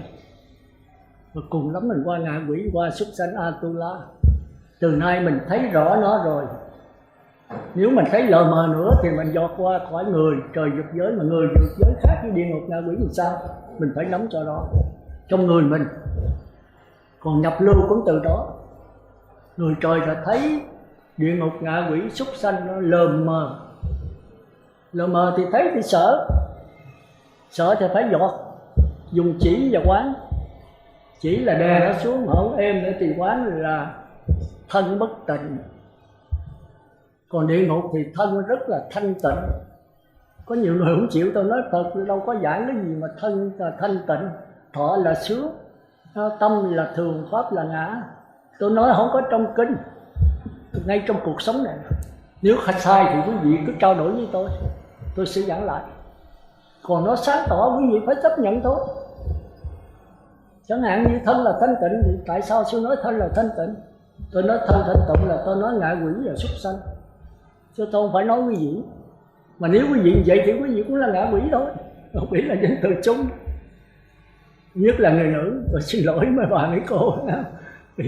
Nếu mà không thanh tịnh thì mình kẻ chân mày làm cái gì, mình thoa son làm cái gì, mình dồi phấn làm cái gì, cái lông mi, cái mí một mắt mày khửa chỉ tới 2 mí, nó đẹp hơn sao? Cái thân này có thiệt không mà mình lo nó. Rồi uống tóc, rồi tóc trắng thì đổi nhuộm cho nó đen, tóc đen là nhuộm cho nó đỏ. Như vậy là thân này thanh tịnh, mình mới lo nó. Còn mấy người nam cũng vậy, thân thanh tự thì sao? Ăn ngủ cho đã, ăn bột ngọt, ăn dầu cho đã, đặng mà ngủ thôi. Còn cái vấn đề sống chết chạy mày tới đâu mày tới. Cái thân này chết là hết. Thì bây giờ do dồi mày nó thôi. Tôi nói vậy không phải là bỏ cái thân, nhưng mà vậy là cái thân là thanh tịnh, thân là tốt là đẹp, mình phải giữ gìn cho nó. Vậy là cái giảng của tôi nó rõ quá rồi, còn cái gì nữa. Mà tôi mới giảng sơ là còn nhiều nữa đó. Nếu mà tôi đi vào chi tiết nữa rồi chúng ta sẽ đi vào chi tiết, rồi quý vị sẽ tìm ra những cái thí dụ trong cuộc sống này. Tôi giảng về cuộc sống chứ tôi không nói trong kinh, trên trời dưới đất gì hết á. Rồi quý vị thấy sai thì cứ trao đổi với tôi. Mà thấy sáng tỏ quý vị phải chấp nhận. Mình là con người phục thiện mà. Bây giờ không có Phật, không có kinh thì cái gì đúng là mình chấp nhận để mình làm cho cái cuộc sống mình làm sao đừng dính mắc. Đừng dính mắc là Phật. Mà đừng dính mắc là phải sao? Phải thấy rõ. Mà như thế nào là thấy rõ? Những cái vấn đề đó vấn đề có. Nghe không? Thì tôi tạm giảng sơ vậy thôi. Rồi tới người trời thì biết là cái thân là tịnh thì sai. Dầu có trâu, dầu sức uống, dầu có thoa son, dầu phấn. Còn tôi nói vậy không phải là không sửa soạn cái thân nha. Mình tắm rửa đừng có tô thêm cái gì khác nữa. Sống tự nhiên với cái thiên nhiên thôi. Bây giờ khoa học cũng đang gọi con người trở về thiên nhiên. Các cái nhà lầu 3, 4, 5, 6, 7 tầng có 2, 3 người ở. Mà tôi hỏi bây giờ ở nhà lầu mát không? Lực thấy ngộ. Ở trong nhà giảng là có quạt máy gì mát không? Tôi thiệt là quạt máy tôi không chịu, mà máy lạnh tôi cũng không ưa. Mà tôi ưa cái gì biết không? Tôi ưa có gió trời. Quý vị để ý, còn không phải là tôi nói sai. Quý vị thử coi. Bữa nào nực quá quý vị vô nhà lầu ở, hoặc quý vị ở nhà này quý vị ở quạt máy quý vị thấy nó khỏe không? nó tạm tạm thôi, sau đó nó bệnh. Quý vị vô cái phòng lạnh là quý vị ra một cái là quý vị muốn xỉu á. Nếu ở lâu trong đó mà mở lạnh chừng nào ra càng xỉu. Không khí ở ngoài trong nó khác, trong nó mát, ra ngoài nó nóng thấy một, nó ngất cơ mình. Nếu yếu là dám xỉu tại đó. Còn quý vị khi nào trời nắng được khó chịu ra, quý vị kiếm một cái cây cổ thụ hoặc một cái vườn trúc, quý vị vô đó quý vị trải cái tọa cụ ở trên đất, quý vị ngồi đó là quý vị thấy khỏe vô cùng, khỏe gấp 10 lần ở trong phòng. Thành ra dưới trại Vinh tôi là tôi không có giảng pháp ở trong phòng. Tôi giảng với có cây, tôi có bệnh đó thì tôi một mẫu mấy, tôi có cái vườn trúc đó, vườn cao, bác Quỳnh Tử ngồi ở trên đất, tôi cũng ngồi trên đất, nó mát vô cùng, không cầm một cái quạt máy. Thì quý vị thử coi ở đây, quý vị mở đây thì tôi thấy không phải cảnh ngộ tú tiện. Xuống là đụng nhà, lên bước lên đụng nhà, xuống đụng tịnh xá, xuống đụng không có một cái chỗ trống. Nhưng phải có cái chỗ để giảng pháp, chỗ mà thật sự, một chỗ để cho tăng ni tu tịnh. Chỗ đó ít nhất cũng là 1 mẫu hoặc là 2 mẫu, càng rộng càng tốt. Mà xung quanh phải dòm ra trời đất mênh mông, chứ gì mà xung quanh nhà cửa không. Rồi sau này ra phải ra sao thử, mình cảnh không dẫn ra trời nó tướng quá. Bây giờ ở đây có ai, ở đây thì ít thổi, còn mà ra phía sau nó xuống chịu không nổi. Vậy là bệnh thêm chứ có gì đâu. Còn ăn uống thì là núm meo, bột ngọt, tùm lum, tôi dưới là không có núm meo, tuyệt đối không có đường, dầu, bột ngọt. Dầu mà để nhiều ăn thì nó ngon, nó béo. Nhưng mà nó ngon thì nó kiện cái thân người là cục. Tôi được tú kỵ một cục mà tôi đi mà khảo sát một thiền một cục là tôi đập vô vai liền. Hay là đi ngủ. Quý vị đi ngủ rồi thì tối ngày chỉ có ngủ với ăn thôi, chứ không có ngồi thiền. Mà trong tất cả pháp môn nó chỉ có thế ngồi đó. Tôi nói người sơ cơ nha, còn người đắc quả là tôi không dám đụng tới. Người sơ cơ như tôi và một số quý vị, còn có một số chắc đắc quả rồi thì tôi không dám đụng tới.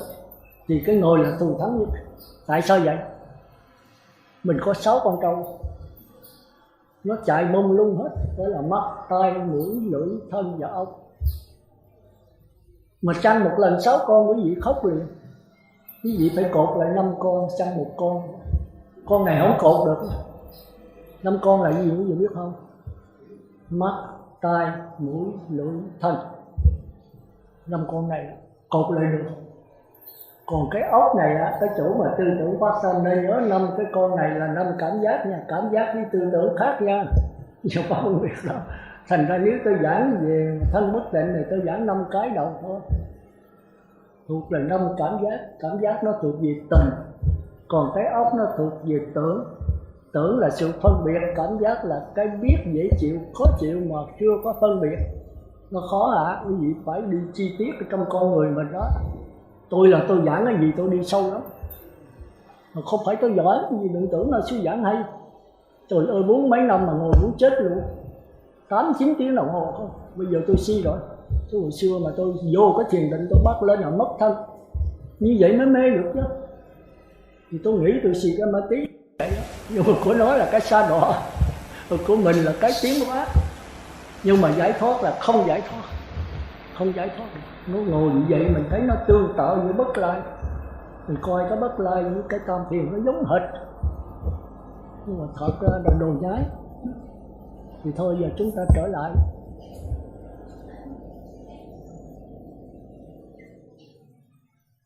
Hết giờ. 8 giờ mấy gần 9 giờ. Thì thôi giờ chúng ta bắt đầu qua cái bảng. Nãy giờ tôi giảng nhiều rồi. Giờ qua cái bảng để quý vị vừa tai nghe, giờ tai nghe mắt thấy luôn. Để chúng ta ghi sâu. Rằng có cái nắm bát chiều chúng ta trả bài. Nhà trả bài ai cũng sợ hết, kỳ này không có sợ đâu, nó dễ thôi. Tôi sẽ lọc tới lọc lui mà quý vị lọc. Rồi nó vô trong ai lại gia. Chứ quý vị không có ghi ở ngoài chi. Ghi ở trong ai lại gia, trong linh hồn mình mới là quan trọng. Cái chủng tử nó vào trong đó rồi thì đời đời kiếp nó nằm đó. Trừ rồi quý vị làm ác nó mới mất thôi. Còn không mà chết rồi kiếp sau nó vẫn còn. Thì tôi thấy vậy nó có quan trọng. Nếu mấy người coi di thức rồi quý vị sẽ thương tôi, thông cảm với tôi. Quý vị không trách tôi. Còn bây giờ quý vị chưa sâu di thức, quý vị có thể nghi tôi, quý vị ghét tôi. thì tôi mặc kệ, đối với tôi không thành vấn đề, miễn làm sao quý vị đắc quả thật. Đối với tôi vậy, còn quý vị có thương ghét thì mặc kệ. Quý vị không thích nữa, quý vị không đến đây nữa thì được, tôi không cấm. Còn đến đây là phải trả bài sao? Dầu tăng ni cũng vậy, còn không hợp đi ra khỏi. Thì đối tôi là tôi nói thẳng là cái tánh tôi như vậy đó, là tôi thuyết pháp là có người thích, có người không ưa.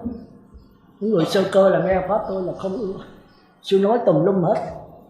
Đó, mà tùm lum của tôi nó có cái nhất trí chứ không phải là tôi nói tầm bậy tầm bạ. Tôi cũng dựa vào kinh đấy, nhưng mà tôi linh động, tôi sốc theo tôi, làm sao cho nó nhất trí, nằm trong 4 đường ác, 4 đường thiện. 4 đường ác tu làm sao, 4 đường thiện tu làm sao, rồi tứ thánh tu làm sao, 3 bậc tam tu làm sao, rồi giữa địa ngục hữu gián với ngục gián nó khác nhau làm sao, rồi giữa địa ngục với ngạ quỷ nó khác làm sao, giữa ngạ quỷ với súc sanh khác nhau làm sao.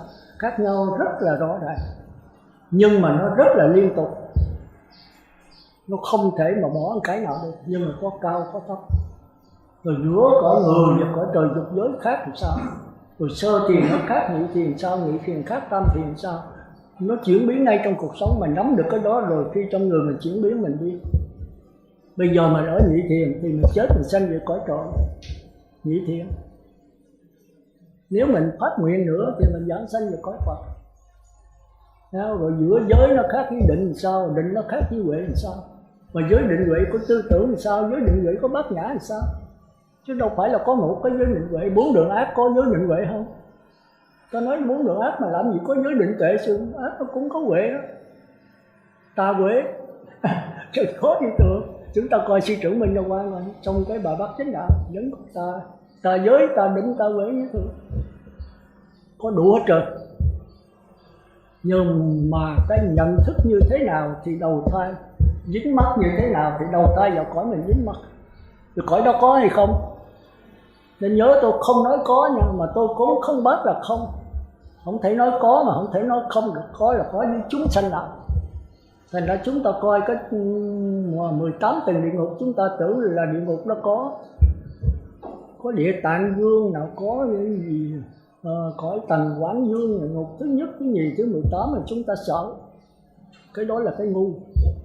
Rồi chúng ta bác là không có địa ngục, cái đó là cái dại. Nếu mà mình là địa ngục thì địa ngục nó có thôi. Cũng như cái xì ke ma túy thì công an có không? Thì mấy người xì ke ma túy là công an phải có. Còn người Phật tử đàng hoàng 5 giới 8 giới công an có không? Không có. Đối với cái ngài có bao giờ vô đó đâu, mình có phạm pháp gì đâu. Còn xì ke ma túy là bắt cóc bỏ gì đó. Còn cái tịnh xá Ngọc Nghiêm này có không? Thì đối với người Phật tử là có, đối với tăng ni là có, nhưng đối với xì ke ma túy tụi nhậu nhẹt có không? Dĩ nhiên là không có. Thành ra nó có là sai mà nó không có là trật. Thành ra tất cả cuộc đời này là giả huyễn hết. Vậy cái gì là cái thật?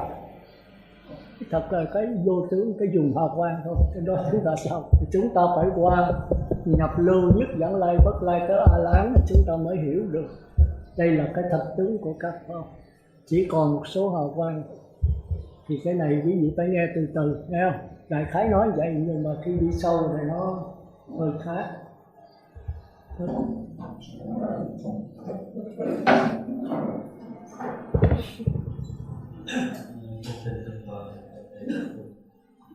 Nguyện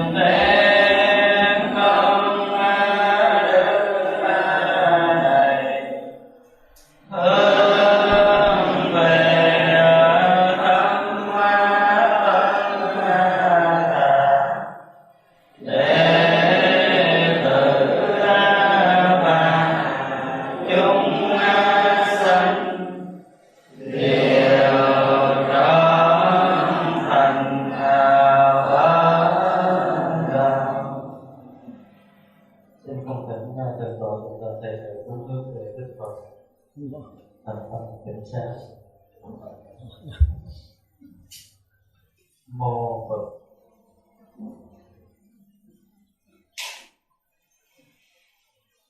Kính cha Thích Tổ sư. Mô.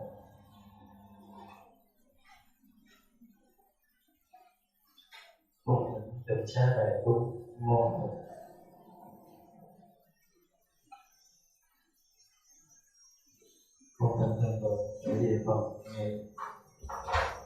xin thông báo toàn thể đại chúng chiều nay cũng 2:15 chúng ta tập trung giảng đường để cung thỉnh Phật.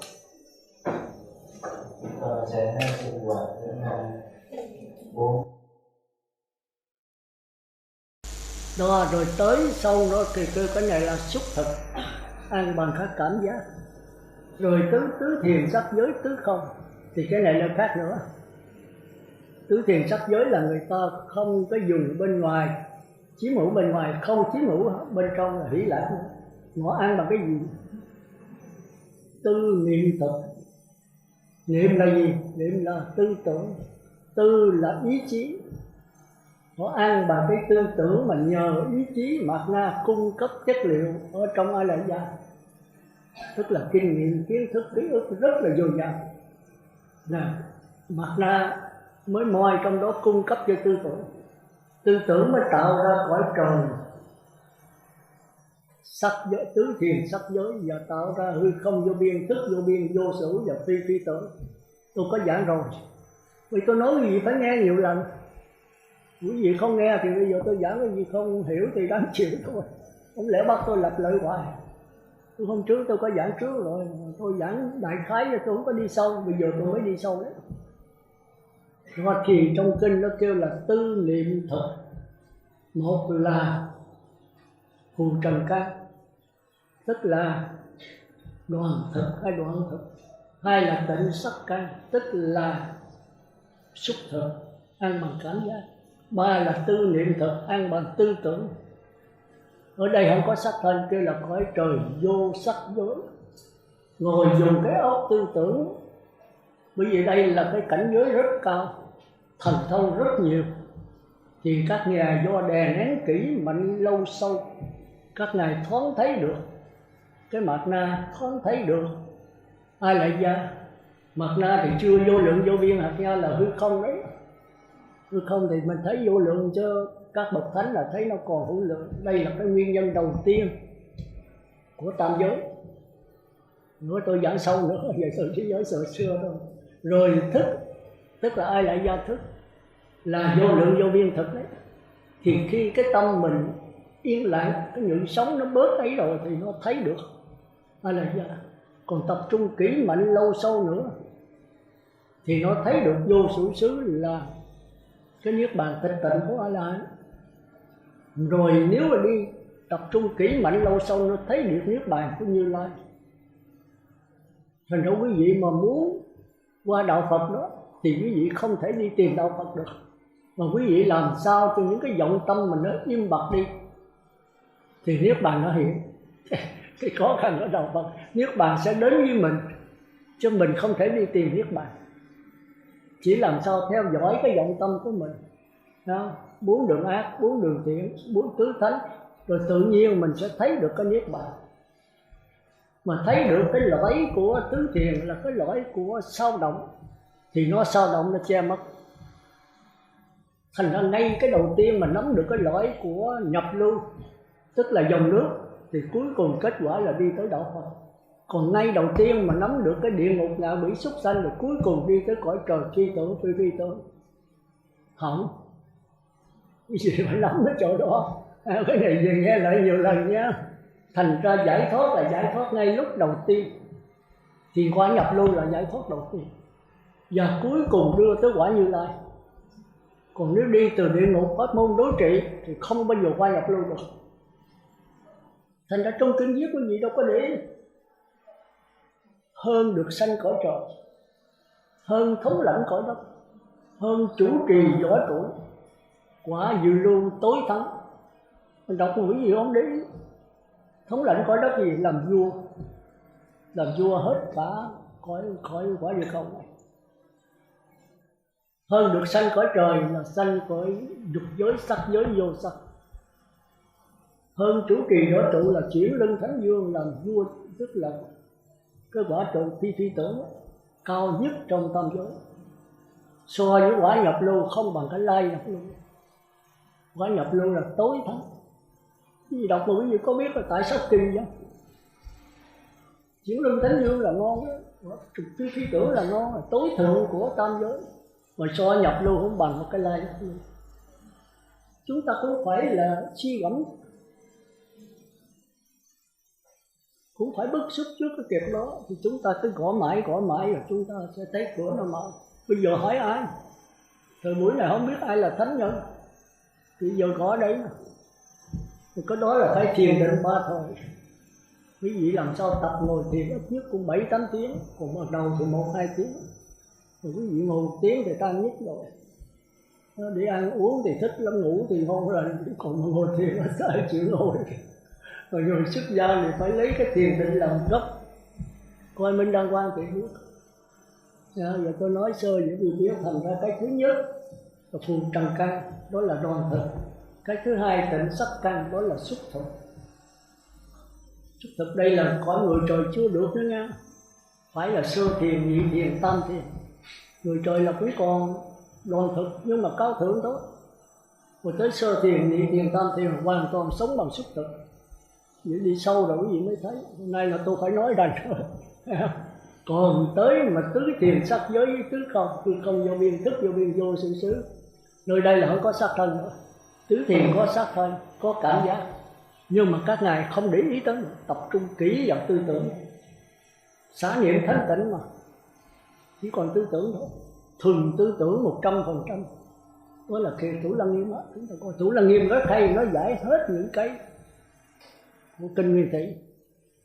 Tôi coi Thanh Tịnh Đạo tôi không mới hiểu, còn qua Thủ Lăng Nghiêm tôi thấy hay, nó giải thích hết tất cả những cái nghi vấn trong Thanh Tịnh Đạo, trong tứ thiền. Thành nó coi là phải coi 2 cuốn kinh, kinh Nguyên Thủy rồi kinh Đại Thừa nữa. Mà Đại Thừa quý vị coi không nổi đâu, chỉ coi một Thủ Lăng Nghiêm thôi, mà coi ít nhất phải 10 lần, 20 lần. Người ta nói không sợ người coi kinh nhiều, mà sợ người coi một quyển kinh thôi. Tôi thấy cái đó đúng. Trên Tịnh Đạo đó, tứ thiền tôi cũng coi 20-30 lần. Thì tôi coi tới 10 lần đó, tôi không hồi 10 lần. Nào thì người ấy diệt trừ 5 triền cái. Nguyên văn của Hòa Thượng Minh Châu ly dục ly các ác bất thiện pháp. 5 triền cái hôm trước tôi dặn rồi.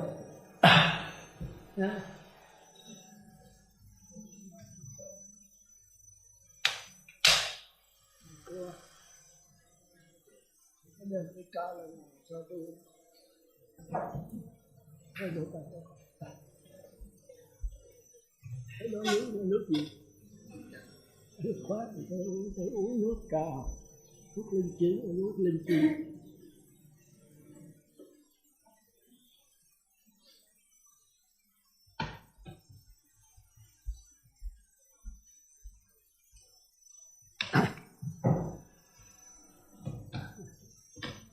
Thì trong kinh đó thì Hòa Thượng Minh Châu dịch đó rất hay, nhưng quý vị coi đấu quý vị hiểu được đó. Người ấy diệt 5 triền cái, nội có 5 triền cái quý vị chưa hiểu đúng nữa. Khó. Hôm trước tiên nữ trả mà giảng quý vị giảng còn trật đó. 5 triền cái là có người trời. 5 triền cái trong đó là có tầm, sát, hỷ, lạc, tịnh, định, xả. 5 cái. Tầm thì trừ hôn trầm, sát thì trừ hoài nghi, mà hôn trầm với ngũ gục đó chưa chắc là phân biệt được. Sát thì trừ hoài nghi, hỷ trừ kỳ sân, lạc thì trừ phóng vật hay là trạo tử vậy đó. Còn tứ thiền đó, xả niệm thanh tịnh thì trừ tham dục. Thì chúng ta phải hiểu nó khác nhau làm sao. Thì chúng ta thấy rằng mỗi cái đó là khó rồi đó. Thì người hành giả đó phải diệt 5 triền cái. Mà diệt của người trời thì khác, mà diệt của nhập lưu là khác. Nhập lưu thấy rõ, còn người trời đè nó xuống. Rồi tập trung kỹ mạnh lâu sâu để giọt lên. Còn nếu quán thì cũng giọt lên. Nào thì diệt 5 triền cái. Ly dục ly các ác bất thiện pháp. Ly dục là gì? Ly cõi dục giới. Các ác bất thiện pháp là những tư tưởng ác kéo trở về tư tưởng thiện. Tức là nãy tôi nói sơ thiền, niệm Phật đếm từ 1 tới 10, niệm Phật khỏi đếm là ly dục. Còn khỏi cần niệm Phật nữa, tức là định sanh y lạc, thì đây mới là định đấy. Thì người hành giả phải diệt 5 triền cái, ly dục ly các ác bất thiện pháp. Chứng và trú thiền thứ nhất, một trạng thái hỷ lạc lo di lục sanh, có tầm có tứ. Tôi giảng thuyết là tôi thuộc đâu. Do ly dục sanh, có tầm có tứ thì mới vào sơ thiền. Thì sơ thiền này chưa phải là đỉnh. Rồi trạng thái thứ hai, ly dục, ly các thiền pháp chứng và trú thiền thứ hai. Định sanh hỷ lạc là do cái định mà sanh hỷ lạc, chứ không phải ly dục nữa. Nghĩa là khỏi cần niệm Phật, khỏi cần theo hơi thở vẫn có liền. Hay cái tâm đâu thì có hơi thở đó, tâm đâu thì có niệm Phật đó, chứ không cần phải là cầm cái dòng dây mà kéo lại khỏi. Hay con trâu đâu thì người săn trâu đó, người săn trâu đâu thì con trâu đó. Hồi nãy con trâu nó xuống mình kéo, rồi tới chừng nó đi, nó thường thuộc rồi mình phải theo dõi nó. Rồi bây giờ khỏi cần theo dõi, mình ở đâu là nó theo đó. Thì cái này coi là định sanh hỷ lạc. Rồi tới cái thứ ba là ly hỷ trú xả. Ly hỷ là không có xả bỏ cái hỷ, cái mừng. Cái hỷ cái lạc khác nhau. Cái lạc là cái vui, còn cái hỷ là cái mừng. Tôi gặp người mẹ tôi đánh điện về cho hay rằng bà sắp về thì tôi mừng, nhưng mà có gặp bà đâu. Tới chừng ra ngoài sân bay gặp bà, tôi ôm lấy bà. Cái này không còn là hỷ nữa mà là lạc. Cũng như tôi thí dụ uống nước vậy, mình lại hỏi trụ trì có nước này, nó có thì mình khoái, có nước dừa, nước lá xê, nhưng mà có uống đâu thì cái này là mừng. Còn nó không có thì mình hết mừng, lo. Rồi giờ đem ra uống mát cả rượu can thì mất thanh. Thành ra cái trạng thái thứ ba này cao hơn. Ly hỷ trú xả, bỏ cái hỷ, trú ở cái tâm buông bỏ. Chánh niệm tỉnh giác, do cái này Lý Sư nói là tương đương với quả thánh thứ ba bất lại. Bất lại cũng chánh niệm tỉnh giác, mà tam thiền này cũng chánh niệm tỉnh giác. Làm sao phân biệt? Thì quý vị nhớ một cái tập trung kỹ mạnh lâu sâu, một cái lắng nghe hết. Cũng như niệm Phật vậy, quý vị chỉ tập trung vào có niệm Phật. Rồi bây giờ tôi niệm Phật tới Bát Nhã thì sao? Thì cái câu niệm Phật không quan trọng nữa.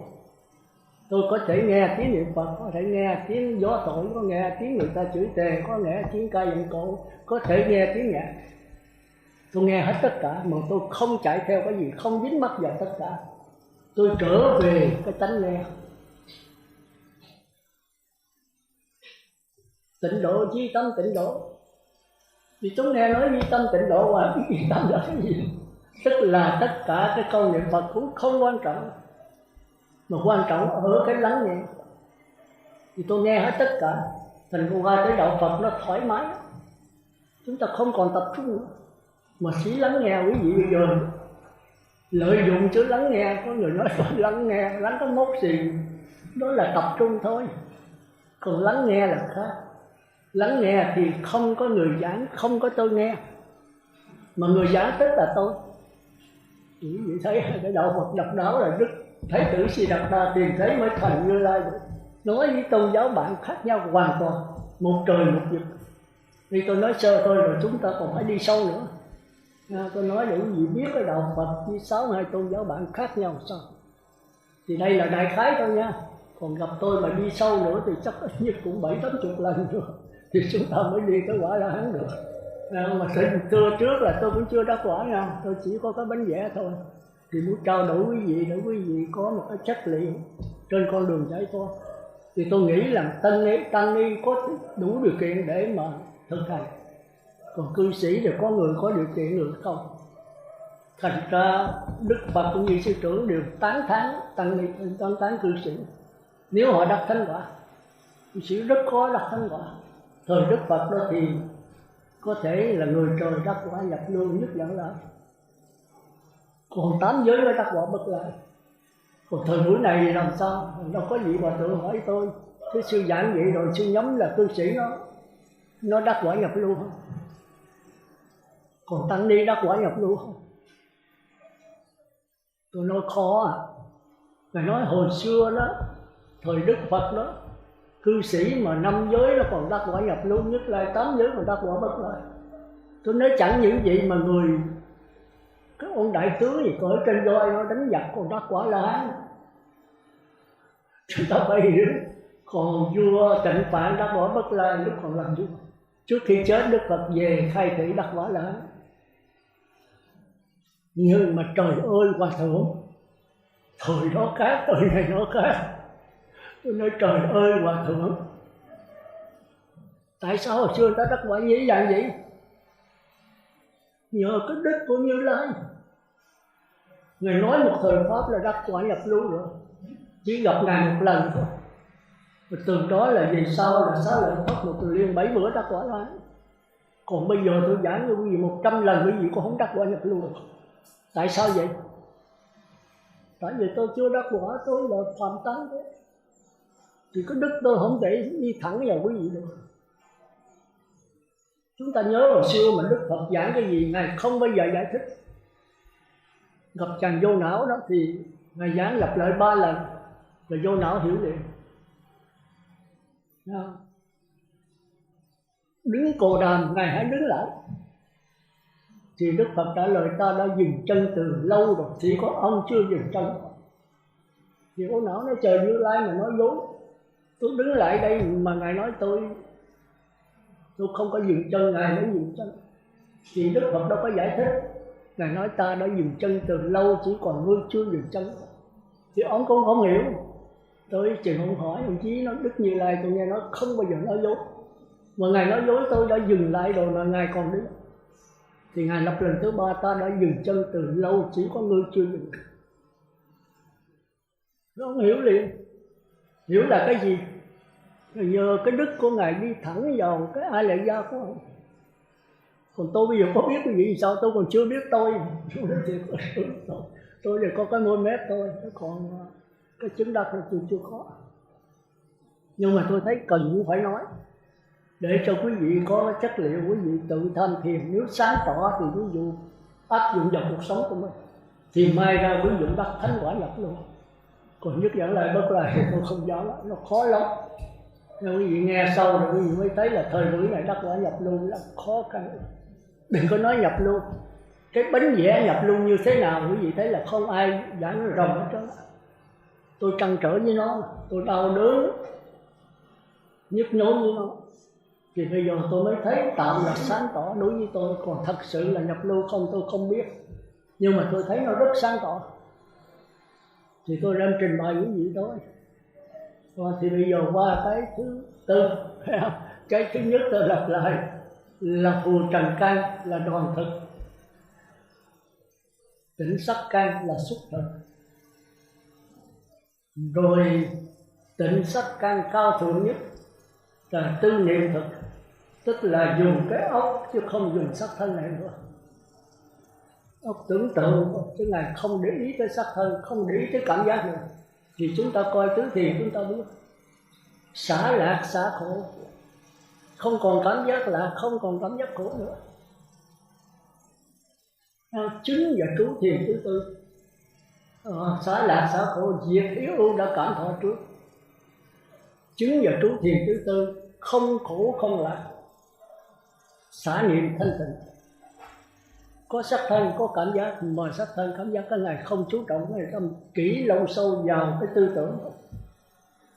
Tư tưởng hơi không vô biên, thức vô biên, vô số phi phi tưởng. Tại đây là không có sắc thân, không có cảm giác nữa. Còn tứ thiền còn có cảm giác. Thì sau này chúng ta đi sâu vào. Bây giờ tôi chỉ giảng sơ thôi. Thì cái này kia là tư niệm thực, theo đoàn thực, xúc thực, tư niệm thực. Còn cái cuối cùng là thức thực.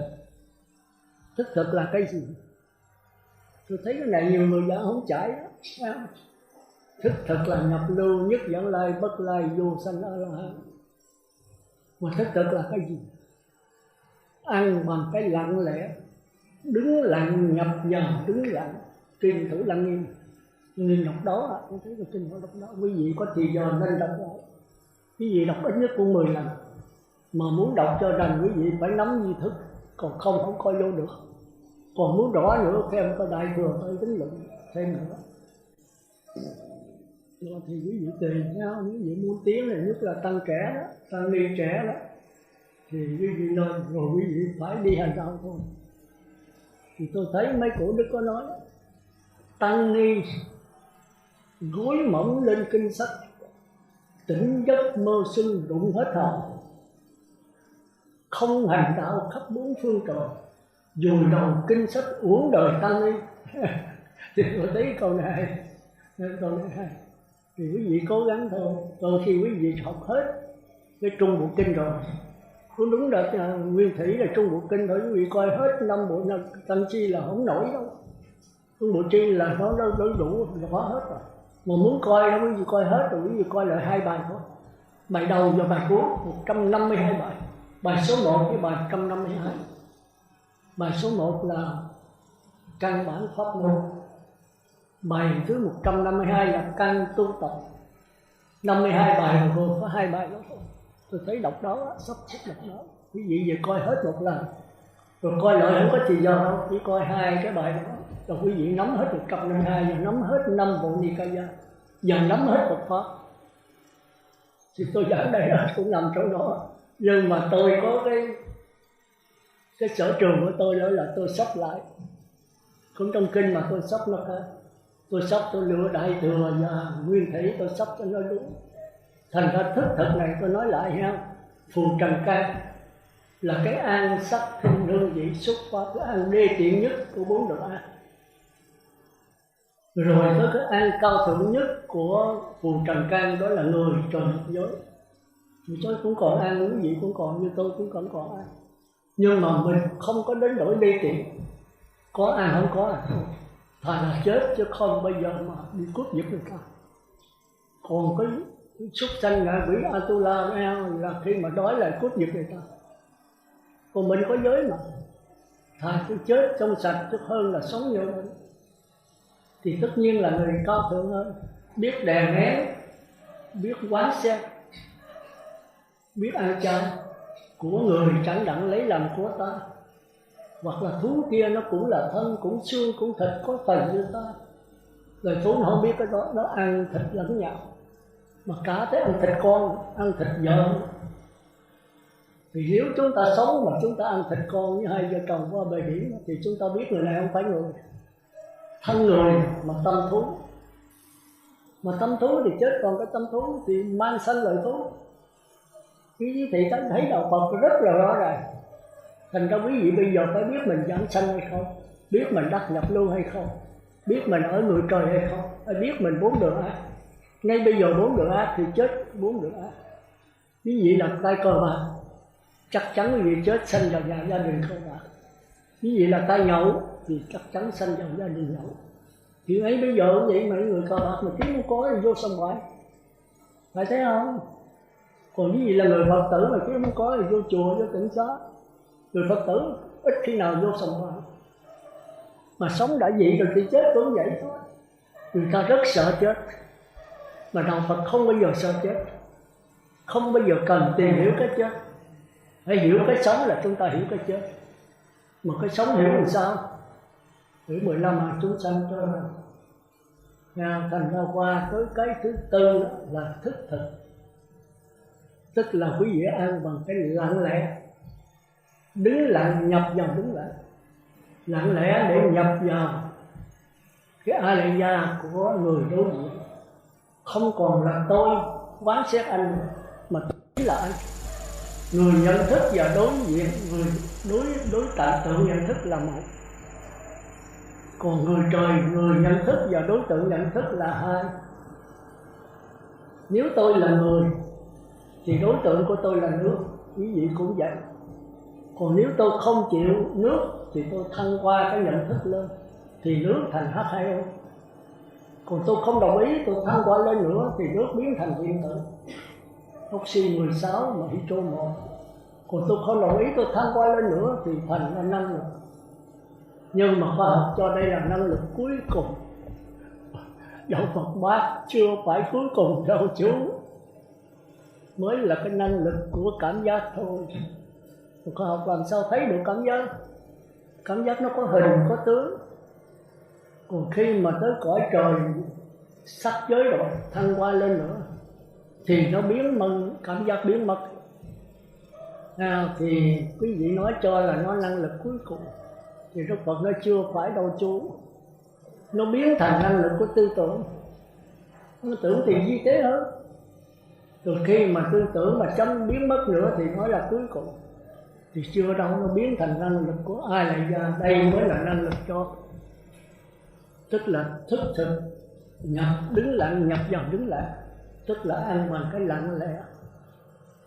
Thì nhập luôn được có 1/4 lặng lẽ thôi, thì chỉ thấy được cái sắc quẩn. Còn nhất dẫn lai đi được 2/4, thấy được thọ quẩn. Nhất dẫn lai bất lại. Cái thọ quẩn nó có thọ quẩn của người trời khác, cái đó thuộc về thọ đấy, nhưng mà chưa phải thọ. Chánh cống cũng còn nằm trong sắc quẩn, hơn nữa sắc, hơn nữa thọ. Tới sơ thiền, nhị thiền, tam thiền, cõi trời sắc giới mới thấy được cái thọ quẩn người trời. Thì bất lai thấy được cái thọ quẩn của sơ thiền, nhị thiền, tam thiền mới dọt qua tứ thiền. Còn nhất dẫn lai quả thánh thứ hai thì thấy được cái thọ quẩn của người là trời sắc giới. Thành ra chúng ta mới lấy làm lạ tại sao mà nhập lưu thì dứt được thân kiến với cấm tử và nghi. Chúng ta coi 10 cái chữ. Còn nhất dẫn lai làm nhẹ tham dục và sân, bất lai mới dứt hẳn tham dục và sân. Quý vị có thắc mắc không? Đọc kinh người gì đó thắc mắc gì hết. Mà tham dục và sân của nhập lưu với tham dục và sân của bất lai nó khác nhau làm sao?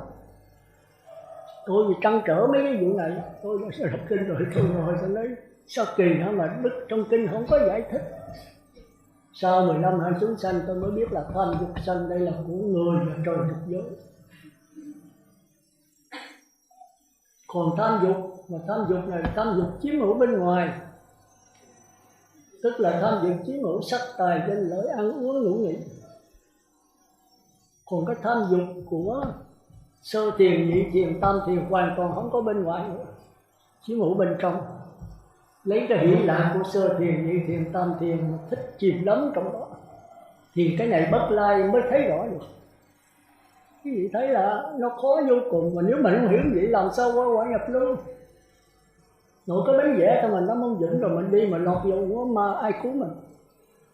Hồi xưa có Đức Phật, có tổ Huệ Năng, còn bây giờ không có tổ vậy thì sư trưởng mình ra bóng rồi. Bây giờ biết ai là tổ. Mà đi lạc vào tà ma ngoại đạo, bây giờ ngoại đạo nhiều quá. Nó xưng nó là tổ, là thánh này kia, mà không khéo là mình theo nó mình chết. Nhất là cái hội Long Qua ở Sông Đốc bây giờ hấp dẫn tăng ni với cái cư sĩ. Tôi thấy tội nghiệp, mà biết thì sao vậy? Con Phật là Phật dắt, mà con ma thì ma bắt, phải chịu thôi. Nếu không nắm vững cái 15 hạng chúng sanh này, chúng ta chạy theo thần thông của tư tưởng. Chứ nói vậy, Bát Nhã có thần thông không? Xin thưa có. Thần thông Bát Nhã nó khác thần thông tư tưởng, chúng ta phải hiểu rõ. Thần thông tư tưởng là lấy cái thần thông tư tưởng làm ta của ta, tự ngã của ta.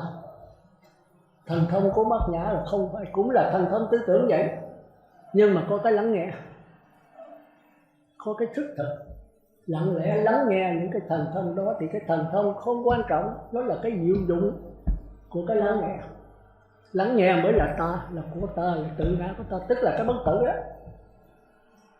Nhưng mà lặng lẽ mà nhìn những cái thần thông của tư tưởng, mình trở về lặng để đừng chạy theo tư tưởng, đừng dính mắc vào thần thông tư tưởng, thì thần thông tư tưởng biến thành thần thông Bát Nhã. Hiểu không? Tôi giảng về là quá trình rồi phải không? Thì nữa sau mình sẽ đi sâu nữa. Bây giờ chúng ta trở lại về tứ niệm xứ. Bây giờ chúng ta đi thẳng vào cái bài vỡ lòng, tức là trên cái bản đó. Thì bây chúng ta đi vào chi tiết 4 đường ác. Chúng ta học 4 đường ác trước. Mà nên nhớ là 4 đường ác trong con người của chúng ta nhé, thì tức là tất cả đều nằm trong đó. Nhưng mà mình chẳng hay biết gì hết. Thì hôm nay bắt đầu bố sẽ con người của mình, để rồi nếu là người trời đó thì vượt qua khỏi đó. Theo rèn hén chỉ là quá vô trường vô ngã khổ đau để rồi dọn. Mà khi chỉ không nổi về không nổi thì nổi được, còn quá là chạy trốn không được thì cũng đụng chuyện, cũng trở lại như ngồi thì nói phải luân hồi lẫn quẩn. Còn nhập lưu thì cũng giống người trời, nhưng thấy rõ. Mà khi người ta thấy rõ cái gì rồi ta không hề biến mất nữa, người ta không đè nén, người ta không chạy trốn, người ở trong hoàn cảnh đối diện với hoàn cảnh mà vô tâm thì chớ hỏi gì ở chỗ đó, nhưng người ta không có giải cố, nhưng mà người ta không biết mất. Thì nào Phật là nào không biết mất, mà không biết mất phải thấy rõ, mà thấy rõ ra làm sao? Thì nếu ra làm sao là không thấy rõ, một là thấy rõ, hai là không thấy rõ, chứ không có pháp môn nào đưa ra cái thấy rõ hết. Thì đó là cái điều khó khăn mà từ xưa thì chúng ta mắc phải. Chúng ta phải có pháp môn, phải có từ từ, phải có bổn sư, phải có lay vai, phải có đối trị, đối chứng trị bệnh, thì chúng ta không thể trực chỉ nhân tâm tiến tới thành Phật được. Đó là cái điều khó khăn nhất của đạo Phật. Thì hôm nay chúng ta cố gắng đi sâu vào nó. Nếu chúng ta hiểu rõ bốn đường ác, chẳng hạn như mình đổ sân, thì nếu mình không biết là bốn đường ác, biết mà bỏ thủ cũng nằm trong bốn đường ác, không biết dở là địa ngục. Còn biết mà bỏ thủ đó là ngày cũng xuất sanh. Còn biết mà cải sửa thì vô trời.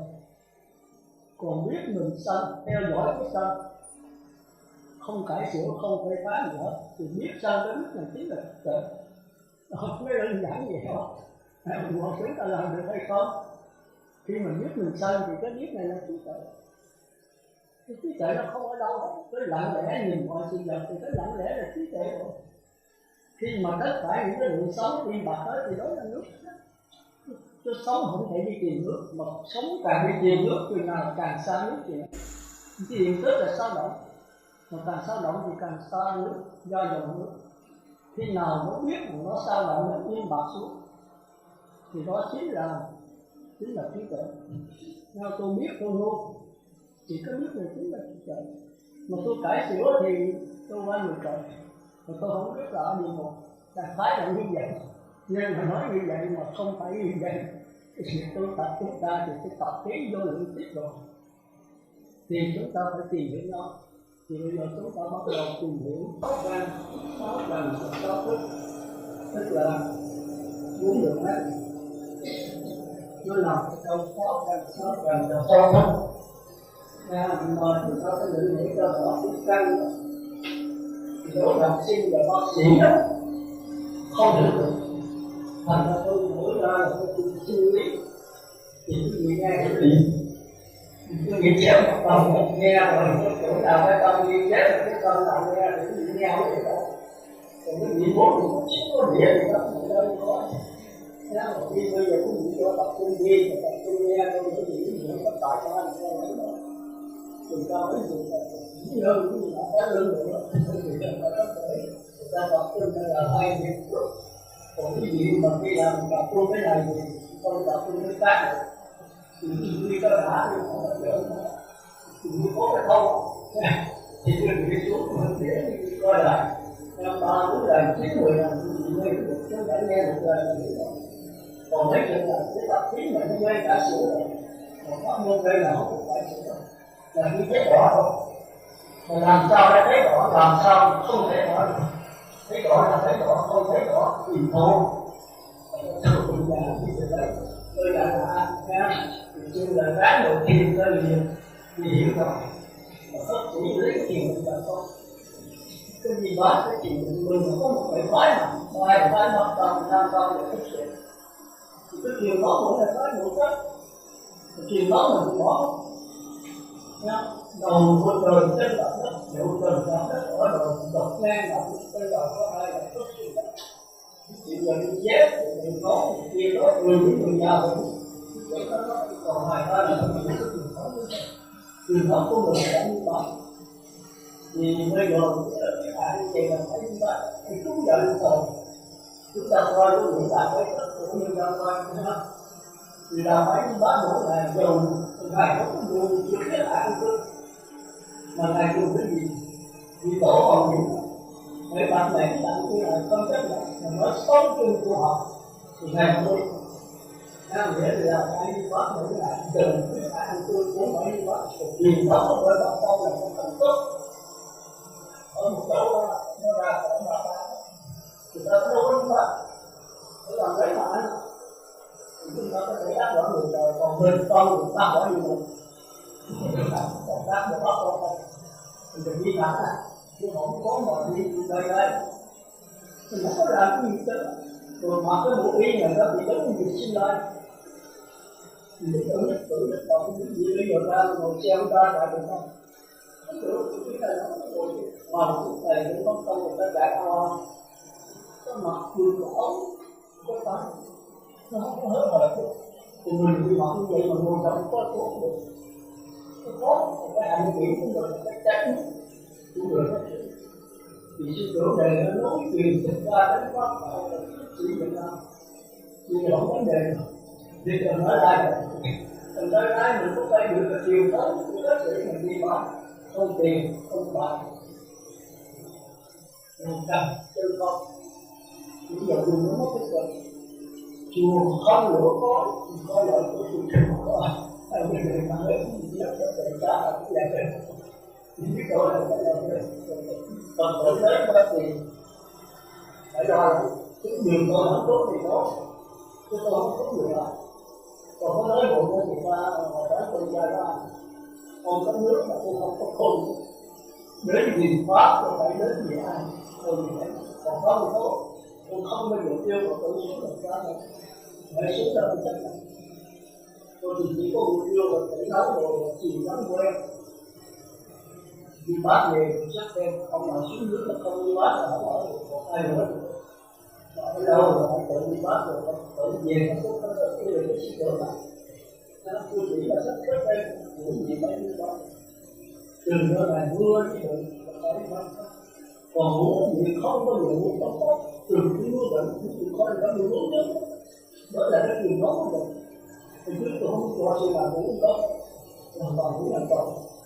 Mà cái gì để ngủ làm tròn rất là tự tạo. Cái gì nó cũng vậy. Chung là tóc là ấn tiếng, mình sẽ tóc nó ngủ được thế ta. Tôi thì ngồi vậy, đó là cái chuyện đó. Cái chuyện đó mình không được cho mình. Cứ lại lại được không? Người ta có chuyện đó với người ta. Người ta nấu nước rồi mà. Còn mình mà không đi bắt là không có nấu nước. Lúc này chúng ta cũng không có cái phần tự đeo vô của một chuyện, còn không cái sư không tự đủ gió luộc. Coi là có phải không? Đó là chuyện đó của mình. Tại sao mình mới bỏ? Người ta là có tay bóng, người ta làm việc được. Còn mình là mặc cái gì xích lai, áo là không có tay bóng gì đó. Cái hành người đấy phải hành khó khăn hơn. Ba hệ phái là mình phải bắt tâm, năng tâm được. Thì mỗi cái có một cái hệ thống riêng. Thì bắt tâm, thì năng tâm, thì ăn nọ. Mà đồ nọ. Thì bắt tâm, thì ăn chay đường, và khai phá được. Thức sĩ ăn chay nọ, mà ăn chay, mình nọ. Là con bữa giống như từ năng tâm. Nhưng mà là phải ăn chay. Là phải đi xin ăn. Phải cùng bắt tâm. Chỉ cố gắng làm sao giữ cái truyền thống của bác sĩ. Tôi thấy nó rất đẹp. Vì nó tiếp tục giữa hai hệ con. Chứ còn cái này tôi nói tại sai tôi nhớ là nguồn tiền đi phát sư trưởng xúc động cái đó mà tính nhị tổ nó đủ cái đó sao nó kêu là nhị tổ nghĩa là những gì có ý nghĩa. Nhưng mà nhị tổ là cho thì tiên còn cái thức sĩ thôi mà nó không phải thức sĩ mà không phải là không phải học tâm nói là quá là của mình đó thì đã không bao giờ thờ con. Bây giờ mới có tỉnh sáng có quan năng được gì hết. Có một cách là con cảnh sát. Ta không có cái kế nọ thì ta chờ trái nếu thì con mình bỏ chết ta.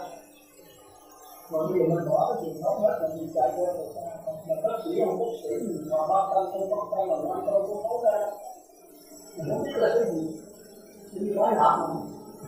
Và khi nói làm thì cũng biết làm cái đó là tôi cũng xin cái gì coi là cái gì sự đó. Nếu mình xin mình làm bác sĩ mình đăng ra thì phải tốt cái gì không mình làm ra. Thì sẽ nó gặp tay thì nó nói để ví dụ cho tôi là 6 căn đó. Thì những căn này tôi được tra theo khoa học đó thì chúng ta kêu là sinh lý. Mà sinh lý đó thì còn cái cần đây đó thì khoa học kêu là vật lý. Rồi cái thực đây đó thì khoa học kêu là tâm lý. Mà chưa chắc là ba cái này nó được không được. Nếu tôi hỏi là bác sĩ hay kỹ sư mà còn trả lời như vậy, tôi hỏi đó là nhà học sinh biết là biết không biết là hỏi bác sĩ trong nó khác nhau sao? Không chưa nhớ, không có phân biệt rõ cái này là gì không biết rồi, thì tôi không thích rõ. Làm gì thức quá là cao đó, là cả sự vật có sự sống chưa có tới biết thì nó là cao. Tìm qua hết tất cả những vật công việc của có sự sống mà chưa có tới biết thì có cái nó có sự sống mà nó chưa có thể mà có biết rồi. Còn trong thân thể mình là gì? Mắt, tai, mũi, lưỡi, thân, nó có sự sống này, có không? Từ tai, mũi, lưỡi, thân, ốc, cái đầu tiên là ốc nha. Cái này chưa phải là biết răng. Biết răng thì không phải là ốc nữa, biết răng nó là một nha. Thì cái này qua tới cái điều trời đó. Cái này là muốn được ác là ốc chứ không phải là do đó mình coi mà trong như thực tập thì là mặt nam, còn nếu mình coi trong như nhiều pháp thì là ốc. Thì dưỡng hiểu là phải có quyền. Cái nhiều pháp thì nó theo cái chữ thừa. Tức là trình bày cái rất rõ cái bài này đó. Và tôi lấy cái trong bài kinh 66 148 này nó chung bộ thì là tôi tối lại tôi có cái khả năng tôi tốt lại cho nó nào thì quý vị nghe rồi quý vị coi là kinh 66 thì bây giờ coi là kinh 66 thì không hiểu rõ nguyên lý đó chúng ta mới thấy nó rất là thật ra 6 trần thì tôi có học kêu là vật lý mà vật lý các thứ là sinh vật chưa có sự sống, chưa có những sự chẳng hạn như là sắc, chân, hương, vị, xuất pháp cũng như có lý đâu hai cái này khác nhau làm sao nó từ cái trò này vật lý đâu có thể đổi thành ra từ trai nó có thể đổi qua sắc thành ra họ phần xưa này nó là cái sự đầu tiên quá phải sửa mà phải sửa phải là đâu rồi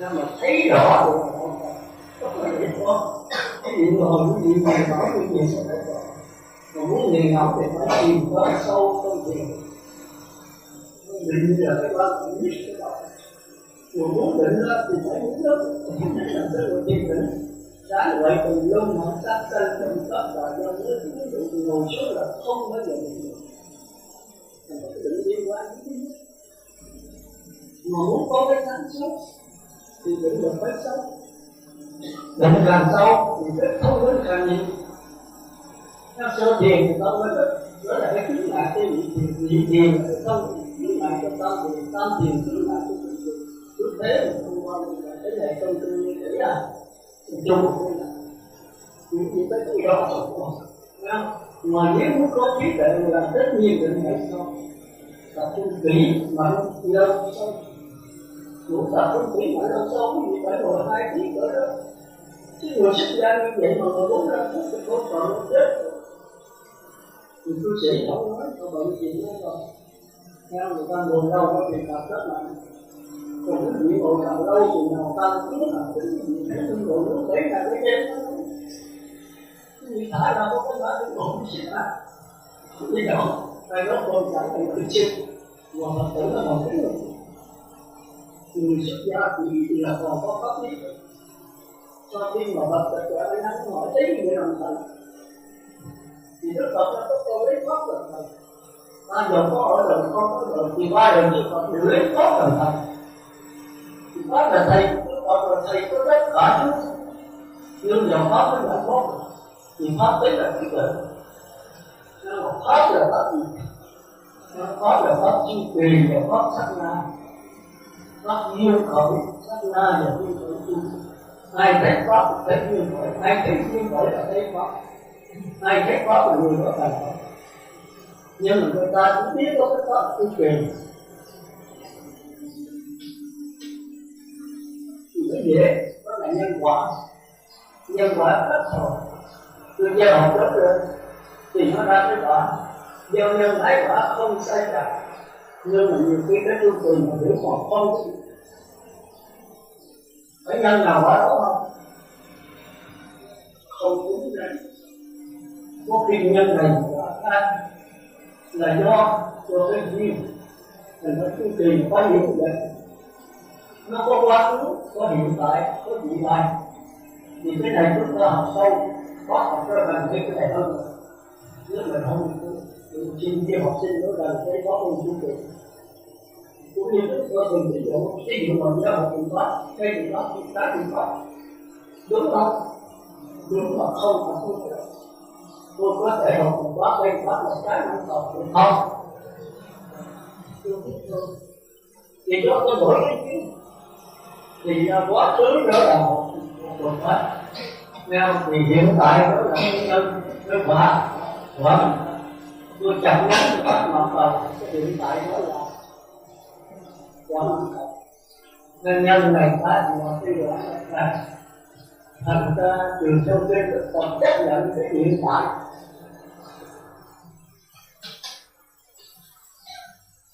Người ta cái lòng hiện tại là một phần thì chưa không coi đầu thở vào tâm cũng lạnh, thở ra miễn nguyện rồi an trú trong hiện tại được nhiều. Chúng ta thấy hay quá đạo Phật, không phải đạo Phật đâu, nó đúng chứ không phải sai, nhưng mà không phải là đạo Phật, nó không có thể giải thoát được, nó đưa tới tiến hóa tột đỉnh.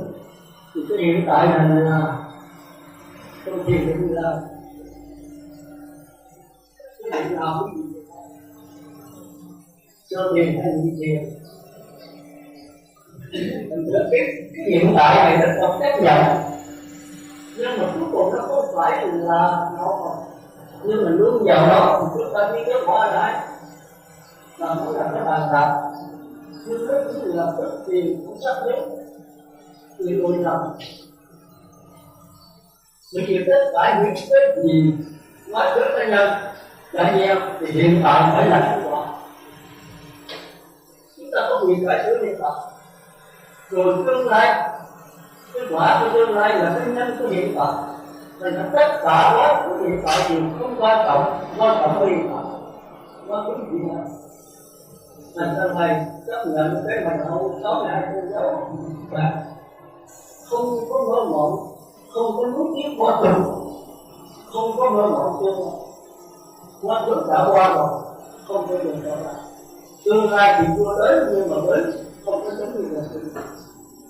Nếu mà bây giờ tôi lỡ theo một hướng chanh, một chấn ớt, thì hiện tại tôi phải một hướng của quả chanh nữa. Nhưng mà tôi phải sửa được không? Rồi đó không có quả chanh chưa chắc rồi đó không thì tôi nói là tôi làm chơi đi nước chanh không nổi tiếng muốn thì chanh chanh tôi muốn thì tôi chỉ được. Thì đến được có những trường tại vì nước chanh chưa chắc nên được bỏ hết rồi ngồi đó một không. Tôi nói là cái dạng một cái không chấp nhận tôi đó. Nhưng mà cái này là có nguy cơ. Còn trong tương lai tôi không chấp nhận cho ớt nữa. Tôi không chống ta thành và tôi biết lòng. Thì tôi khỏi ra gì ra. Tôi chăm sóc đàng hoàng thì vì ai nó trở đến một cách tốt lành thì cũng là một hiện tại. Anh chút trong hiện tại thì giờ cũng đẹp như vậy. Mà cái đẹp này là cũng phải chờ. Như vậy Phật là cái gì? Phật là hiện tiền, tức là qua cái sát na.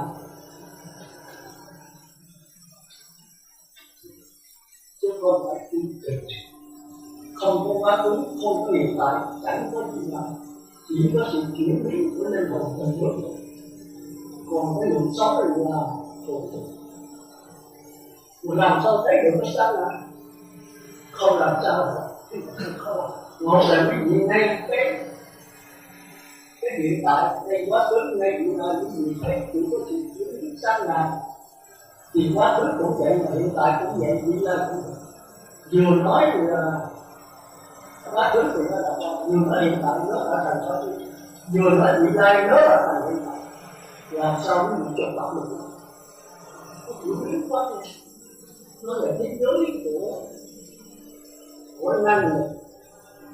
Mà cái đó là khoa học thì học về chương trình nước cũng chất con với như con dạng có mà chất lý thì chúng ta thấy là cái chất của vật lý là sắc dụng. Thì khi nó nói rồi, như tôi sáng nói lên nước thì H2O là điện tử có bỏ luôn cái vật thì khoa học cũng biết tới đó. Nhưng mà cái vật nó không phải năng lực cuối cùng không gian, nó biến thành qua năng lực của không gian. Rồi khi ta qua đó thì biến thành năng lực của tư tưởng, đó là thế giới của tư tưởng. Rồi thăng qua nữa thì biến thành năng lực của ý chí, tức là bạn làm. Rồi thăng qua nữa thì biến thành năng lực của ai đại gia, tới đây nữa là cái năng lực. Đây là khổ sanh cho tất cả mọi người, chúng sanh về pháp pháp. Thì có ai đại gia. Thì như thế có được. Nhưng mà cái tiến trình nó đi qua rồi thì nó trở lại hay thì các nhà khoa học nó đợi chút xíu để thấy này rồi. Nó biết rằng năng lực không có gì hết, rồi chút xíu mà nó biến thành rồi. Thành ra cái này nó rất là sắc bất kỳ không có gì sắc, sắc bất kỳ không có gì sắc. Nhưng mà cái không của đạo Phật không có ai lại do. Rồi chúng ta nói trên qua rồi chúng ta trở lại. Thành ra cái trần đó chúng ta phải để ý là chưa có cái sự sống, chưa có hiểu biết, chưa có tâm, chưa có sự sống. Chẳng hạn như là con mắt thì một con mắt trong mỗi người tôi hay gọi là chỉ lấy hay độc lý đang hay trần. Bây giờ bỏ con mắt ra ngoài, con mắt tôi hương bỏ thì con mắt một còn đang hay trần mình biết là sinh lý. Chúng ta thấy nó rõ thì cũng có gì đâu, trai biến thành trần. Rồi bây giờ con mắt tôi ngót ra rồi bác sĩ có thể nối dây thừng trên lợn tôi phải thấy được một là người nào phải biết sách. Con mắt nó nối được không? Thì thấy rồi không? Thì con mắt này là sinh lý hay là tôi? Thì đó là trai đổi thành trần, trần đổi thành trần. Thì con người nó không có đủ đâu. Nhưng mà tôi nhớ là cái trần này đó là nó chưa có sự sống. Chưa có sự sống thì không thể phát hiện ra cái tâm lý, không thể phát hiện ra cái biết được. Chỉ có cái trần, có sự sống. Thì nhờ cái sự sống này thì cái nhãn thức, cái thức nhãn thì chúng ta thường kêu là trần. Tức là cái cảm giác dễ chịu, khó chịu, không dễ không có, một cách lờ mờ mới được cái căn này để phát hiện ra cái cảm giác dễ chịu, khó chịu, không dễ không có, quá ngạo gì. Cái này có hồn nó mờ mờ mà chúng ta thường kêu là vô minh, thì cái đó kêu là nhãn thức, cái biết của con mắt. Còn cái này không có cái biết thì nó chưa có sự sống. Rồi chúng ta thấy là sau này qua tới nhãn xúc nữa thì cái này nó đổi nữa. Nó bắt đầu có đi chứ không phải nhìn vào con mắt cùng trần can cũng rồi tầm sẵn can. Thì cái đó cũng qua qua người trời cũng con mắt đó mà cái tầm sẵn can cái dây chuyền trên cái phải nhìn là cái đầu đen. Chúng ta để ý là cái gì rất là hay cho đó. Nhưng mà hãy không được cái việc của mình. Cái giải thích của xin chuyện rất nhiều. Vì tôi là tha thiết với nó. Tôi đã tăng trở với nó mấy chục năm nay. Tôi thấy cái đạo Phật xong là nó hay. Nhưng mà nó không sát bỏ. Không sát bỏ. Bây giờ làm sao sát bỏ? Vì người tâm thái của tôi đi rất là nhanh. Bất cứ là phải nào đêm rồi tôi là sát bỏ. Thành ra tôi giảng về thứ mình trước cũng đến mình trước là tôi giảng về trên bộ cũng đến mình trước là giảng về người sát tội cũng như vậy. Cái cách giảng thì khác nhưng mà cũng nhất trí là như vậy. Vì không được cái đó thì tôi không phải làm. Cái thái của tôi là vậy.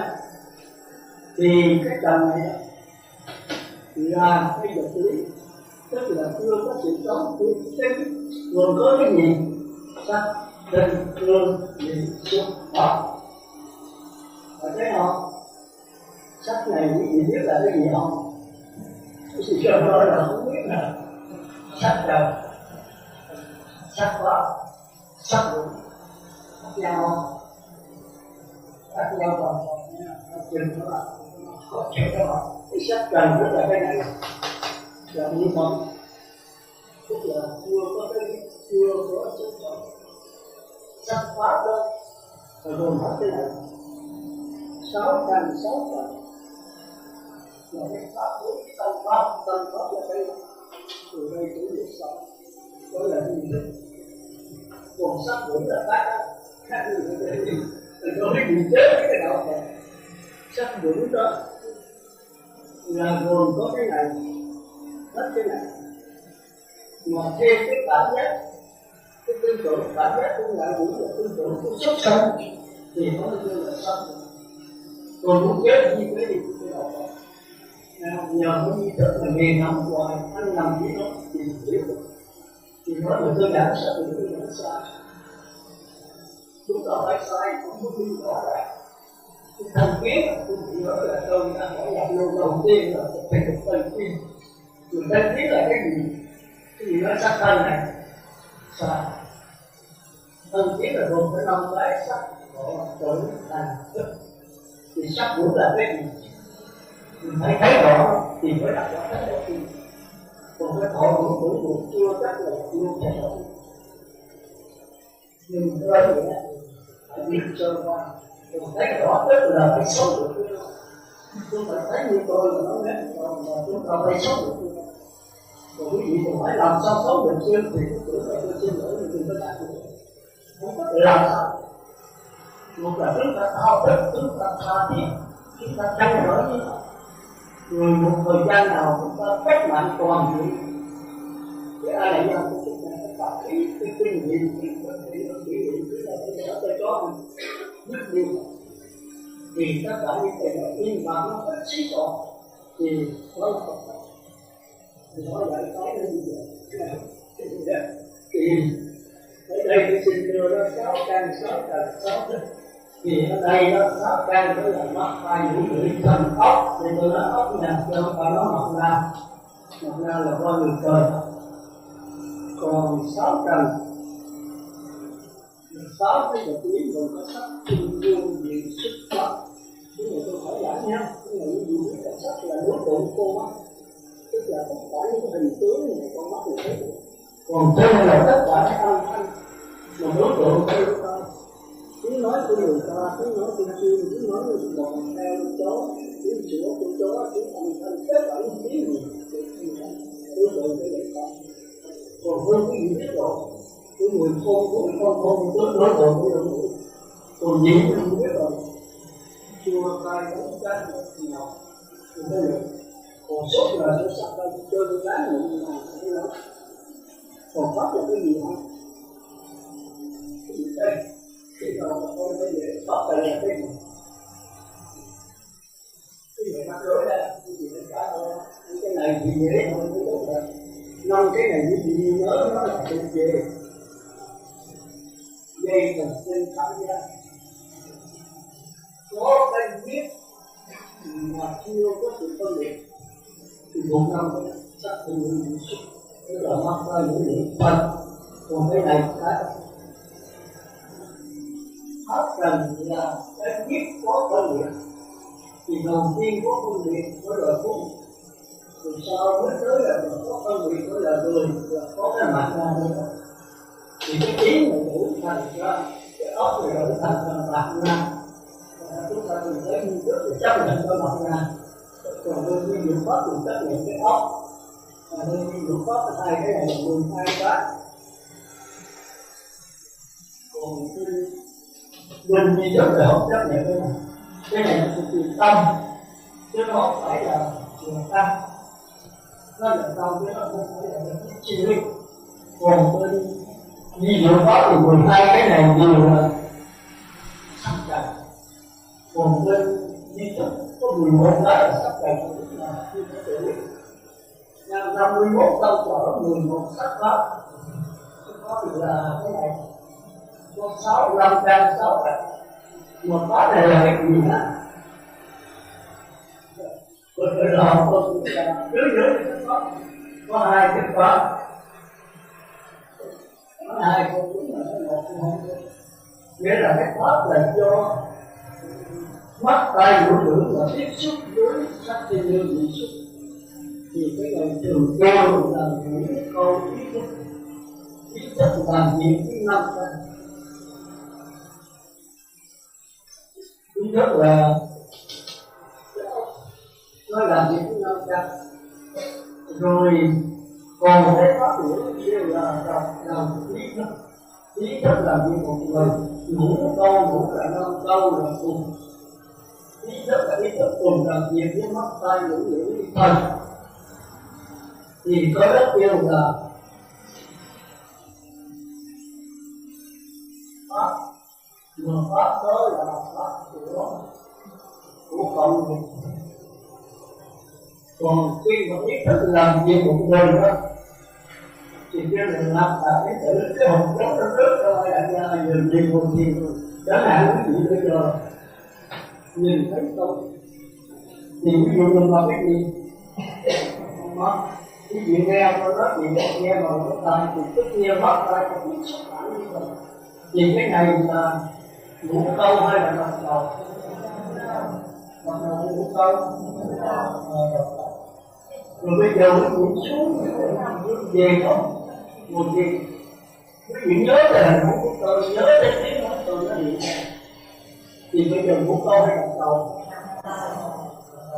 Tức là mình có một mình, không có dùng mắt tay của mình tưởng tượng là tôi duy nhất được là lạc tạ ấy vậy.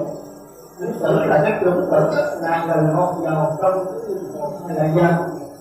Bây giờ cái mặt nó ngoài lên để nó phát hiện được trong ý thức, mình ý thức nó nhìn cái đó để mà phát xét, thì cái đó quan trọng nha. Thành ra có cái pháp cái ngũ câu, cái pháp đó là thật. Thành ra ý thức nó có hai bộ phận, một bộ phận thì làm chen vào năm căn để cải sửa. Thành ra chúng ta thấy như là mắt, cái sắc, tay, cái chân thì cái này nó chỉ là ngã vũ thôi, tức là nó biết mà chưa có phân biệt. Như là con mắt mà thấy sắc, cũng như tôi nhìn cái bóng đẹp, tôi nhìn cái máy, tôi thấy thích.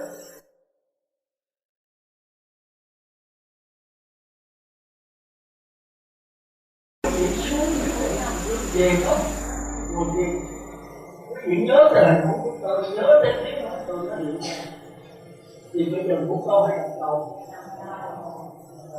Tức là mình có một mình, không có dùng mắt tay của mình tưởng tượng là tôi duy nhất được là lạc tạ ấy vậy. Tưởng tượng là cái tưởng tượng rất là gần ngọt ngào trong cái linh hồn hay là dân. Bây giờ cái mặt nó ngoài lên để nó phát hiện được trong ý thức, mình ý thức nó nhìn cái đó để mà phát xét, thì cái đó quan trọng nha. Thành ra có cái pháp cái ngũ câu, cái pháp đó là thật. Thành ra ý thức nó có hai bộ phận, một bộ phận thì làm chen vào năm căn để cải sửa. Thành ra chúng ta thấy như là mắt, cái sắc, tay, cái chân thì cái này nó chỉ là ngã vũ thôi, tức là nó biết mà chưa có phân biệt. Như là con mắt mà thấy sắc, cũng như tôi nhìn cái bóng đẹp, tôi nhìn cái máy, tôi thấy thích, cái dễ chịu mà tôi không ưa thì khó chịu, hoặc là tôi không có cảm thấy ưa, không ưa cảm thấy gì. Nhưng mà tại sao cái việc như thì năm cái này không trả lời được. Đây là sống nhiệt tình, cái sự phân biệt của ngài bụng, thấy thì thích và không thích, rồi sân thích và không sân thích. Nhìn tới cái ốc này bắt đầu nó phân biệt, tức là xuất thân. Phân biệt một cách lờ mờ, tại vì cái này nó tốt, thành ra tôi thích. Cái này nó xấu, thành ra tôi không thích. Thì cái giải thích này chính là không. Nhưng mà giải thích thì giải thích một cách lờ mờ thì gọi là xuất thân. Tức tức là phải sâu nữa phân biệt cho rõ ràng mới biết mình thành công lựa chọn. Bây giờ cái bệnh này tốt mình lấy ngay không cái nào tới nó chừng tiền, có tư tưởng mà không có sự đánh đổi lựa chọn để mà cái chuyện này thì cái đó chúng ta kêu là xuất sanh. Này cái nó khác nhau, cái này thuộc về tâm cái tình, cái này nó thuộc về tưởng. Mà tưởng thì khi mà thấy cái này rồi nó là cái gì không có sự đánh đổi chưa có mặt ra, cái này lòng tăng của sự tưởng là tự nhiên phải coi thấy cái này rồi tới là tối về cái suy nghĩ lại thì nó phát hiện ra thì bây giờ nó nghe cái tiếng nói sẽ bắt đầu có cảm giác rồi bắt đầu có dùng óc để mà phân tích các điều mà sự phân rồi nó thấy cái này không ổn, cái tốt này cái đạo hữu chưa có ổn, mình phải chết quá, mình vốn không có tiền mình nào thì mình có đòi tốt, tức là tà giới tà định tà người mà nó tiếc quá thì nó tiếc quá được cái gọi là thì sự tưởng đó mình không tiếc quá được rồi, mà nếu mà thì mình nghĩ trong sâu mình không thể tiếc quá được rồi cái này đó chúng ta coi là mình đang còn khi nó xa đỏ là nó xuống rồi đây là này không phải rồi cái gì ngồi thấp tiền á thì tôi không phải được của người mới là đấy cái người bắt tôi nhận thì tôi bắt cả bài tại sao sư không nhận tôi đó rồi tôi cái thay ma của tôi mình là tôi nói được không có gì giờ mình đi tất nhiên đúng gì mình có cái gì phải tự cái gì lấy tôi khơi mở thôi rồi cái gì ngồi trong sách đó này cho đâu thì cái gì cái nhà ai làm cái gì sẽ thấy vậy thì ai làm cái gì đấy rồi ai biết rồi còn dưới là không có con mong gì không được nữa thành cái gì các quả lớn về các cái này luôn còn cái nước của người lòng và nó được hỏi cái bao hỏi cái nghĩa của nó một số dấu lý căn bản của nguyên lý của đại thừa thế là đúng rồi thì sao phải tôi thấy là những người có thì giờ có cái một cái đó coi hết sơ qua rồi mình coi được kỹ hai phần hồn căn bản pháp môn để căn phương pháp thì đúng rồi rồi mới đại thừa cũng chỉ có độ tuổi thanh niên là đúng thì vì nó phải một pháp của đại thừa cũng như vậy thì quý vị sẽ đặt pháp bỏ này cũng không có thiên gì như thế không có người đại thừa mà quý vị trở về mình mà chắc Phật cũng đây mà trời cũng đây mà địa ngục là mình xuất sanh cũng đây nếu mà dừng ở cái này thì dừng ở cái căn này thì không biết cái này đủ giác nó giác rồi mình nó có sự sống còn dừng ở đây là địa ngục vô dài đây là hoàn tự của mình giết cha giết mẹ giết anh là mình còn đang nói thì chúng ta trở thành mất đi sự sống trở thành sắc không vương bị sức cho nên cái trình độ quý vị vào đây sẽ thấy người thấp thì nó hiện ra đối với chúng sinh này như người lúc đấy quý vị muốn thấy thì cũng được làm giới mà giết cha mẹ quý vị thấy cái địa ngục thì tôi nói địa ngục là có chúng sinh địa ngục cũng như bây giờ mình là người thì là thấy nước là nước còn muốn thấy nước hay không thì phải tinh tấn tu lên xuống vậy muốn thấy nước thì là vô vi thì phải lên phải rồi dùng những cái vô vi không thấy được nhưng cái trình độ tập trung của những cái còn cái điều thấy nước là máu thì cứ làm ác đi xuống lại của những việc cái nước là gì nào tôi không còn là nước nữa là nó máu có không nó có là đập không có là sợ máu sẽ có đối với chúng sanh nước có không sẽ có đối với chúng sanh rồi thì nó có thể nhớ được điều lộ việc thì nó giả nó đánh nước nào là đánh nước nào cũng do mình tạo ra cái chiều đầu chính mắt trong đó rồi nó tạo trong đó mình đã trồng rồi mình kêu cứu Phật Bồ Tát thì quên cầu cứu là mình không ai cứu mình đâu do nó cứu là tôi chịu chỉ có mình cứu mình như vậy thì nó có áo mình cũng quên mình tụng chú và nhờ người ta được không có hay chú có chừng nào tổ phải nói vậy cái tha được tại sao mình mới niệm có tâm người ta có khổ, người ta đi xích lại cái tu tới người chứ mà ta thấy một biển đầu ta có chuyện gì với những con âm nó như chúng mình được có con việc không? Nếu nói có làm việc là sai, mà nói không có làm việc là sai.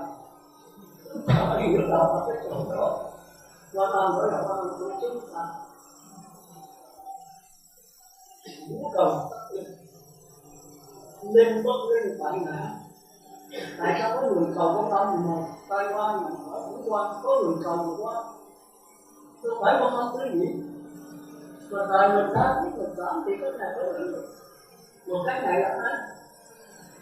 Các bạn không có mình cũng nói các ngài trách nhiệm từ cái chân tâm của mình thì cái tâm các ngài là tốt. Nhưng mà chứ là chân tâm tại sao mình phải cầu cái đó, mà còn không nhất niệm thì mới ứng tâm. Thành ra giả từ giảm sanh cũng vậy, hãy nhất niệm là đem cái phát nguyện là giảm sanh được. Còn nếu không phát nguyện thì tự đơn mình thì thả mình chết như vậy rồi. Nó rõ ràng như đó, thành ra tôi làm bắt đầu được. Rồi tôi nhận rất rõ. Tôi hỏi tôi giả luận thì chúng ta rất được. Bây giờ tiếp tục nha. Thì ở đây tôi xin nói là 6 trần. Thì cái thực này, cái pháp trần này nó có hai cái. Cái gì về suy nghĩ là cái pháp trần này có là pháp trần của ngũ câu thức, là pháp trần của tâm hồn. Trong cái thực còn kêu là cái gì? Dân thường thường nhất cái sự thường cộng nghiệp và nghiệp là cái danh từ cá hình cái từ tiêu khác của ngũ câu thức, tức là cộng nghiệp. Còn cộng thức là biệt nghiệp. Ví dụ cái gì là ngũ câu thức cái vụ trồng xài mắt tay mũi lưỡi để thấy một sự vật, thấy cái bệnh gì thì cái gì cũng giải tốt. Mà nếu như là một người, tôi là một người thì có bệnh gì là một con chó nó chạy vô thấy mình cũng không. Nhưng mà thấy cái bệnh gì nó kêu cái cảnh nó bỏ chạy. Còn nếu thấy cục nhà nó cũng kêu cái cảnh nó bỏ chạy. Còn cái gì có thể thấy cục nhà mà không thì nó khác được cái lòng cũng rất đấy. Thì chúng ta phải hiểu gì đó. Thành ra tất cả những đó phải thanh qua, muốn thanh qua phải làm sao? Phải cộng đồng về rồi đó. Những cái chủng tử bây giờ nó phải là ra nó là để mình nhớ lại mình nó được. Mình nhớ mình học buồn lâu, bị không thì thấy cái loại chết lại. Cũng đừng ác chết lại thì mình chạy trốn lên, rèn nét, chỉ quán vô cùng vô đạo cho cái người trời. Người trời là cái thấy rồi mà, giờ mờ rồi cái vụ khối, giờ đâu thích nữa. Khi nó tiếp xúc với cái đó rồi về đó nó nghĩ là thì nó thấy cái này nó cứ lại, người trời cứ vậy. Mà vì là sơ thì người đi tìm tâm. Cái thấy lờ mờ bắt đầu sáng hơn. Nhưng mà rất lờ mờ, tôi nói là cái chuyện dạng. Thì cái chuyện cái chuyện này cũng là chuyện như vậy là thanh qua. Đây là cái tập ý vô lượng tiết của chúng ta. Dứt bỏ cái này tạo một cái này. Dứt bỏ là cách nào, cái việc sơ tiền, cái việc ta tới là không có gì đâu. Việc khó là không có gì. Việc để ta tới nữa. Nhưng mà thấy rõ cái tiến trình. Thành ra cái vị sanh là cái vị chấp nhận cái sanh là có thiệt. Đây là một cái sanh là vấn đề làm sao trừ sanh. Trừ sanh là sao trừ? Nếu nước mà trừ đi tất cả những người sống thì nó còn nước nữa. Cũng còn cái dụng dụng nước đó là nước chết. Nước tại tất cả mà chạy thì phải đổ sống. Rồi sống là có gì? Sống là sống, còn dòng nước là dòng nước. Nhưng mà mình quên cái dòng nước lên rồi. Cái sát na mình chấp nhận cái tu trình. Rồi mình nó cứ phải sửa hoài. Phải sửa để khỏi rồi đi sửa rồi chán là không giúp đường đứng lá cố đó mà làm sao mình xả tiền đỡ xuống. Đỡ xuống thì dính mất. Dính mất thì nó ngồi lên nữa.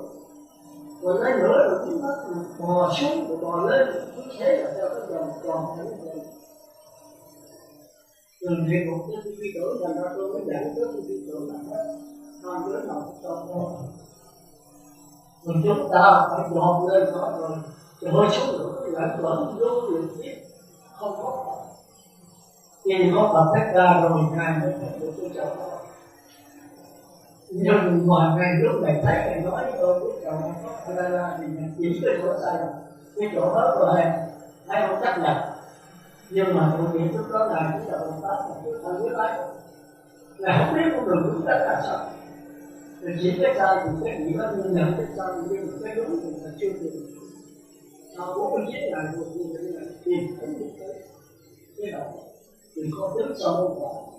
Thì bây giờ nó có đạo Phật thì rõ con đường nhằm cách tu tập của đạo Phật. Thành ra sau cái ngày xả tiền rồi này tới là cái gì không nhớ quá. Rồi nó cái đạo của ta thì cứ đơn giản. Rồi chính cái đơn giản là không chúng sanh là ra trời. Chúng sanh chất cái hình thức. Như bây giờ nó là cái gì phải làm cái gì mà nó phải hình thức. Cái nội dung một có. Mình đạo Phật thì tốt bổ cho người ta nói bên ngoài không có được. Thì bây giờ chúng ta phải đi học cho đã. Người ta trả bài không có tìm sâu đâu, không có tìm được đi học với bằng tiến sĩ một kia mà đi vào tìm sâu là tí thì cũng được phải được vậy. Nhưng tiến sĩ không thể học được, cũng làm cho một cái chân cần rất là khác nhau sao? Một cách tu tập làm sao để chấm dứt căn bản. Chấm dứt không phải là diệt bỏ, mà là thấy rõ. Thấy rõ thì ta cần rất nhưng mà cái gì thấy rõ cái gì thì không còn cái mặt nữa. Chứ không có nói lợi đến đây để thấy bằng mắt các con nghe bằng tai các con ngửi một xíu độ buồn đó. Đừng thấy bằng mắt như đây, đừng thấy bằng lưỡi như thế. Mình thấy rõ làm sao? Cái này thấy khó khăn thành hôm nay thì tình việc chết. Cái này không biết là đâu. Chúng sanh cái tập trí của nó. Cái thói quen cũng không có quyền của nó. Cái dính mắt rồi là không ăn cố. Rồi nếu nó nhận lại không có môn thì nó cũng có môn. Còn có môn thì nó tốt. Mà hôm nay chúng ta muốn vậy là chúng ta phải hiểu rằng cái điều một chút mình sẽ nó đơn giản của nó. Vì sao vì trở lại tôi cái này hay không? Tôi này thì đơn giản cái pháp trần thôi là chủ điện gì suy nghĩ có hai cái pháp trần. Một cái ngũ câu tức là cái một là ngũ câu chúng ta còn tiêu ngũ là cộng nghiệp. Những người dùng mắt ta những người mình thấy được là tôi cũng dùng mắt ta những người tất cả mọi người để nhớ là những người cũng dùng mắt ta. Cái còn trong cái niềm chung của nó. Nhưng mà có về cái suy nghĩ của mỗi vị có khác. Tôi không cần ý cái hỏi nhưng mà không có sức tăng. Vì tôi tập trung trụ cái lâu sâu có tiện tiến vào cái sức.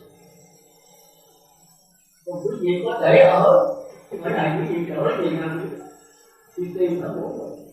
Tìm ra một số những cái kỹ hay là không kỹ. Tập trung kỹ hay lâu hay sâu thì tùy ở mỗi người. Có gì ta tập trung mạnh người ta nhảy qua tới trí hội. Chưa tìm được gì không thì có gì được biết. Thành ra cái ý này nó có ai chắc nhau. Cộng nghiệp thì chỉ là ai cũng phải sống chung như là như có nhiều nghiệp rồi. Tôi thấy cái cộng đồng này tôi không đồng ý thì tôi có thấy rõ có cộng đồng khác. Tôi rõ có hết rồi. Mà nếu tôi là người mà tâm trên tâm trời thì tôi phải tìm hết rồi. Tôi nói hết rồi, tôi nói lại nó có nhiều lắm. Là cái vậy, vì có người khác thành ra phải tin tới. Cuối cùng là chỉ có mình vì tin tới thì mới lọt được. Mà tin tới cuối cùng thì phải đưa tới một cũng là không tin tưởng. Còn tin tới nữa thì nó sẽ là những sự chân thật. Cái này là cái khó khăn nhất của ta nên cư sĩ người ta có cư sĩ là kẻ lỡ bụi mà người ta còn tin tới người ta mới tạm được. Không có gì mới là tốt, gì rất là tốt này. Không có đâu thì ăn mặc nó bị là có tự lo. Thì thực sự là cái lo ăn mà nó bị lo chồng, lo con, lo cha, lo mẹ. Rồi mình không có cha mẹ, không có anh em, không có chồng con nữa, chỉ là cha mẹ cũng cho nên chúng sanh trong số mình đều là cha mẹ của ta.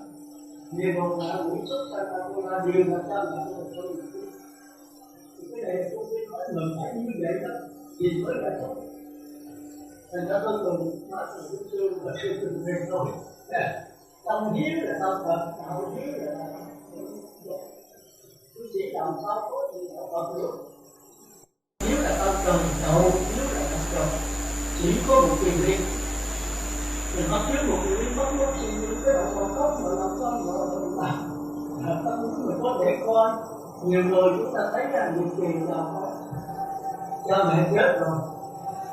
Người Mỹ chở cái máy bay thằng lúc mà thằng để cho nó bọc đi không chở gì mình tới một cái nhà nguồn 400 tỷ 400 triệu rồi chở từ qua đó thì cũng 400 triệu tốt rồi sai tuổi ta để chi vậy để ăn cái thiên mai rất người giàu nghèo của phước quá thành ra nó cũng đó cũng tiêu rồi còn đó nhiều chút xá lợi cũng là cái tốt thế mà chúng ta tốn khoảng mấy tỷ mà sau rất cái người mà con người mà nó lên rất xấu rồi tốt cho một hai triệu thì sẽ còn cái chuyện là 9 triệu không có xã hội khác không không khác xã hội thì là bộ phận là lương lý là đâu đó không có đại thì có bộ phận trách nhiệm lương lý khác còn cái đạo lý khác nha đạo đức là để cho tăng ni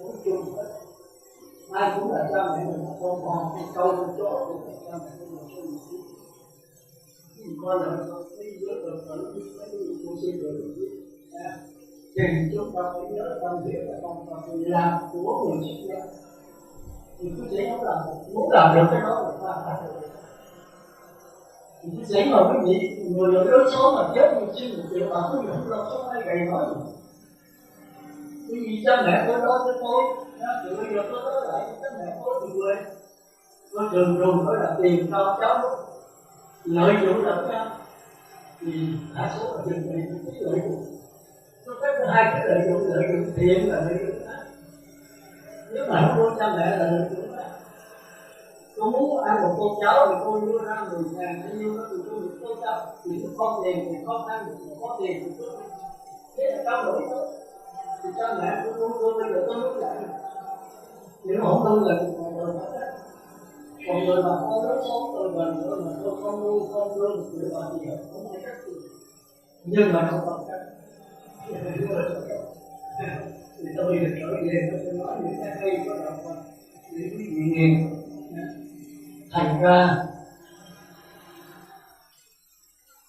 cái này vô duyên con mắt vô duyên sắc tật hay nói đúng là vô duyên căn tiếp xúc với trần hay là vô duyên sinh lý tiếp xúc với vật lý thì sinh ra thức đây là cảm giác của ngã quỷ cái đây là nha năm cái này nó dễ nó chỉ là cảm giác giống nhau ta hiểu được một cái là hiểu một lần nhưng mà cái này là khác cái này là thế giới của tư tưởng phân biệt cái này là thế giới của tình cảm cảm giác dễ chịu khó chịu không dễ không khó mà chưa có được phân biệt mà ngay các con người cũng vậy nếu mà đi chợ thì cũng gì đó nhưng mà con mắt tôi tiếp xúc có hiệu quả thì nó bình tĩnh cái lòng cái còng đen của tôi thì cái còng đen tôi sẽ có cái cảm giác nào chúng ta đừng có có cảm giác rồi chúng ta không để ý là những gì nó không bị chú ý nếu động lâu là phải thấy được cái cảm giác rồi tôi thấy rồi nghĩ này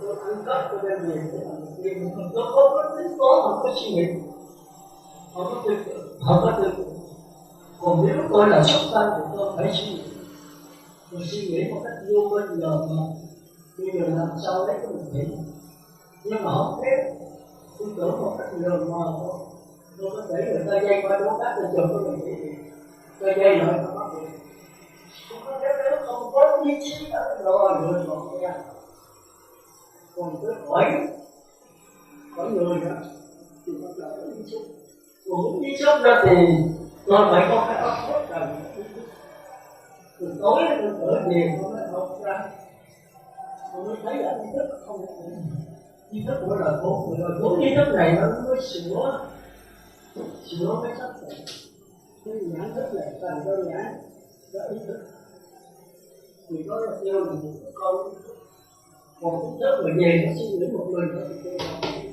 chính đầu đầu mới phải sửa một cái sự vì cái việc của cái gì đó còn ban ngày quý vị phải sống dưới sắc trên quý vị sống dưới mắt tai mũi lưỡi thì quý vị phải đem cái ý thức này phải sửa đây thì cái này thành thành ý thức, hiểu không?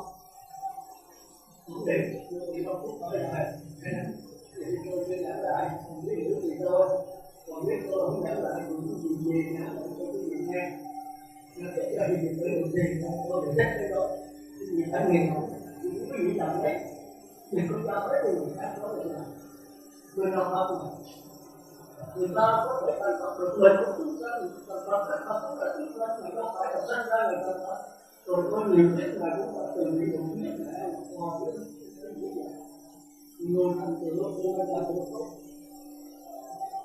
đó thì cái nhận thức này cái chuyện ý thức đó thì nó cải sửa cái con mắt thì con mắt nói là nhận thức cũng là bây giờ mình ý thức cải sửa thì bắt đầu sân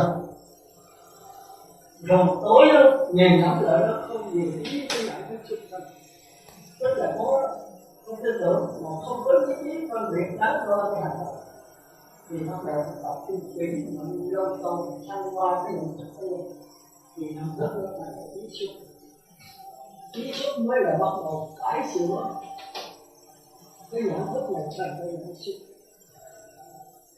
thì cái ý thức này ý xuất là ban đầu có là đọc đầu ý xuất còn nếu cải sửa này kêu là những con này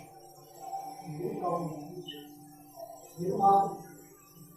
Thì mình có thể gì đó tôi đang nghĩ nữa là cái gì mình nghe là gì đó nha rồi cái đây thôi rồi nếu hiểu biết là ý thoại này sơ thì gì không ý ái là một thứ gì thì cũng không là cái là bây giờ chúng ta phải là tôi nha bây giờ cái gì là chúng tôi thì các bạn cũng giáo này thì tôi nói được câu những gì nói theo rồi coi là như vậy đừng tới khó khổ nói tôi không nói nữa có thể nói qua rồi rồi tới mỗi gì phải trả mỗi gì nói qua là rồi tôi che cái bản rồi cái gì phải nói có thể phải nói được lòng tức là ai để ra một ngày không có đó ngoài không có ra nữa rồi mỗi người phải hỗ trợ còn bởi vì con làm cái xã được còn rồi có cái bản của người dân cũng như trả thì con có cái bản này cái gì phải trả thì là xong thì phải qua 4 năm rồi hiểu không?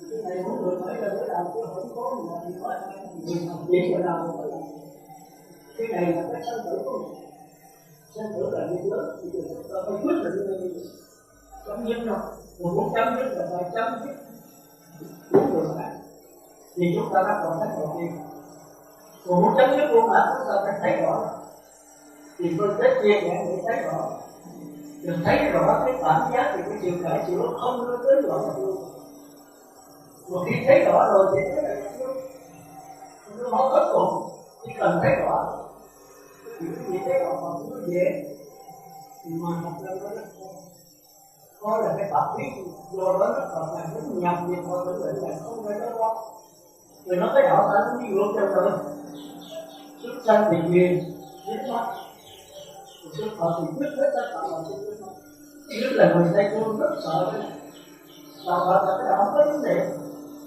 sanh già chết những cái cường biết rất là cái cường đối cảnh là vô tâm mà cái gì cái đối cảnh mà đừng có tâm phương tiện đừng có hơn thua đừng có tính con thì già là già phải cố gắng mà được tập nó được ta biết ông già nào cũng vậy tức là cứ phải vậy còn chết thì ngã là chết nhưng mà phải sợ chết rồi chết là không chết sao không phải chết nữa thì con nghĩ cái vấn đề chết cái người già cái người bệnh ai không qua con người chết nhưng mà nếu chúng ta đặt vấn đề mình vấn đề chết thì bắt đầu có đâu vấn đề là cuối cùng mình được nhận thẳng là đó thì sống với già những người già nhưng mà mình biết là cái biết không có già. Nếu mình chết thì cái thân chết, cái thân không có chết. Nếu mà nhận được cái đó thì tôi cải sửa gì đó, tôi cải sửa là tôi cải sửa là tôi. Còn đây thì nó lại nhiều như thế. Thì tâm lý nó biết nó có biết. Đứng ngồi nằm có thân, đứng ngồi thân nằm, thì nó biết nó có đứng ngồi nằm. Thì cái đó là còn thân của tôi đi, tôi đứng, tôi ngồi, tôi nằm, tôi chết. Thì tất nhiên là cái tôi thì xem tôi là tôi chết rồi. Thì thân tôi chết tôi sẽ tìm sắc hơi mới. Còn khi tôi biết thân tôi chết, tôi biết không tôi chết thì nó là có chuyện đó mới làm gì nữa là tôi chết. Người ta là như là tôi nói là không, tôi lưu lệ. Mình chỉ thấy được sắc hơi thôi, mình thấy được cảm giác thôi là nghĩ là tôi tự cái sức tâm. Tôi muốn cái đó thôi. Bây giờ quý vị nói với tôi, nó tôi nói với tôi. Thì 600 do nhiên căn tức là sinh lý, do nhiên căn tức là sinh lý.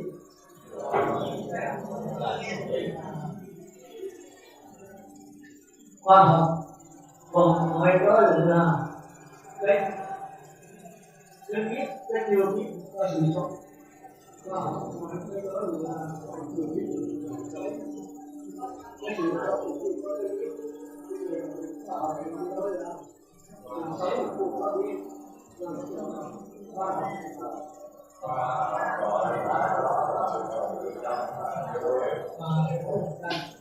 còn chi thức còn chưa biết là nhiều lý do.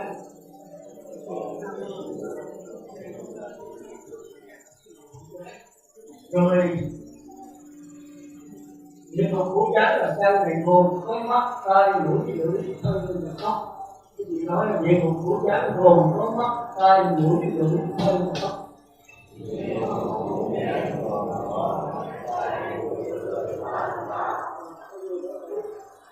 Bây giờ quý vị nói nha, tôi làm được cái gì mà làm kết quả, tôi tất cả các đội nói là tôi làm được, tôi các đội làm qua làm được, rồi không coi cái bản nữa là cuộc làm qua, rồi tới nỗi rồi đây, để vậy thôi, là một giáo tôi thấy là đó chưa mình nói là những chuyện như vậy, thì rồi tất cả mỗi người nào cũng trả được, để người nó đọc vào hai lần ra nghĩa là mình thấy cuốn đọc nhiều lần chính được sai nhau giờ là do duyên căn khoa học còn gọi là sinh lý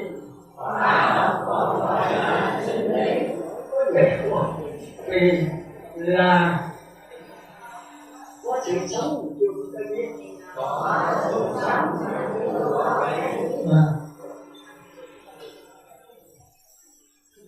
duy nhất còn gọi là địa ngục ngũ giác. Địa ngục ngũ giác gồm có mắt, tai, mũi, lưỡi, thân và óc.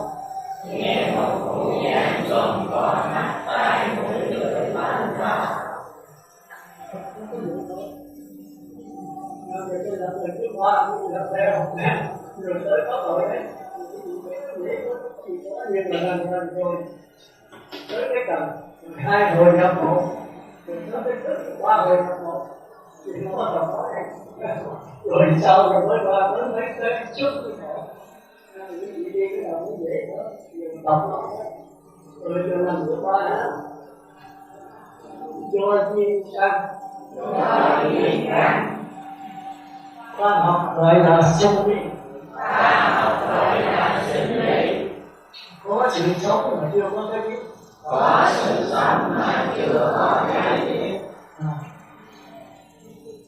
Duy thức còn gọi là địa ngục ngũ giác. Địa ngục ngũ giác gồm có mắt, tai, mũi, lưỡi, thân và óc.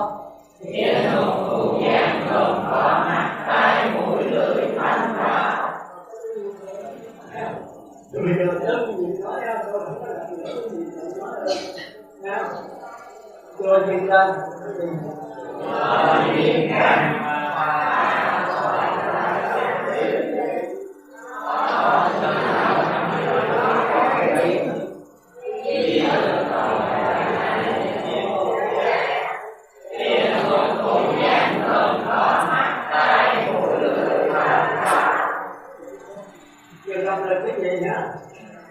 Tôi không có nói gì mà lần trước mình mới tới là từ mới đọc lại là không có coi bản được.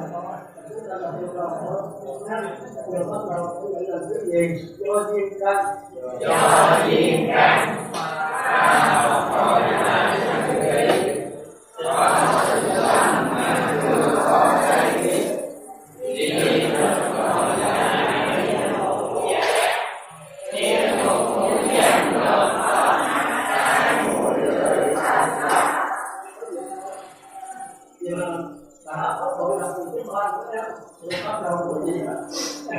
Dễ tốt, mà không phải dễ à. Rồi cái thứ hai một còn mấy bữa nay chắc là được cái này rồi thì tới chúng ta mới qua cái người phải trời là mới của mình đấy. Cái này là mới của địa ngục ngạ quỷ. Chúng ta nên nhớ địa ngục ngạ quỷ, địa ngục vô giá, ngũ giá. Rồi đây là xúc tâm, đây là ngạ quỷ, đây là xúc tâm. Không có người nếu gì dừng ở cái này cũng như là, còn cái gì dừng ở đây thì cũng như là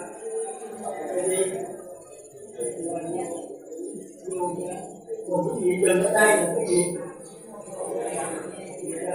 nếu mà cái gì dừng ở đây thì cái gì thôi, biết cha biết mẹ biết cha là làm một trong đó rồi thì ngay bây giờ cái gì biết là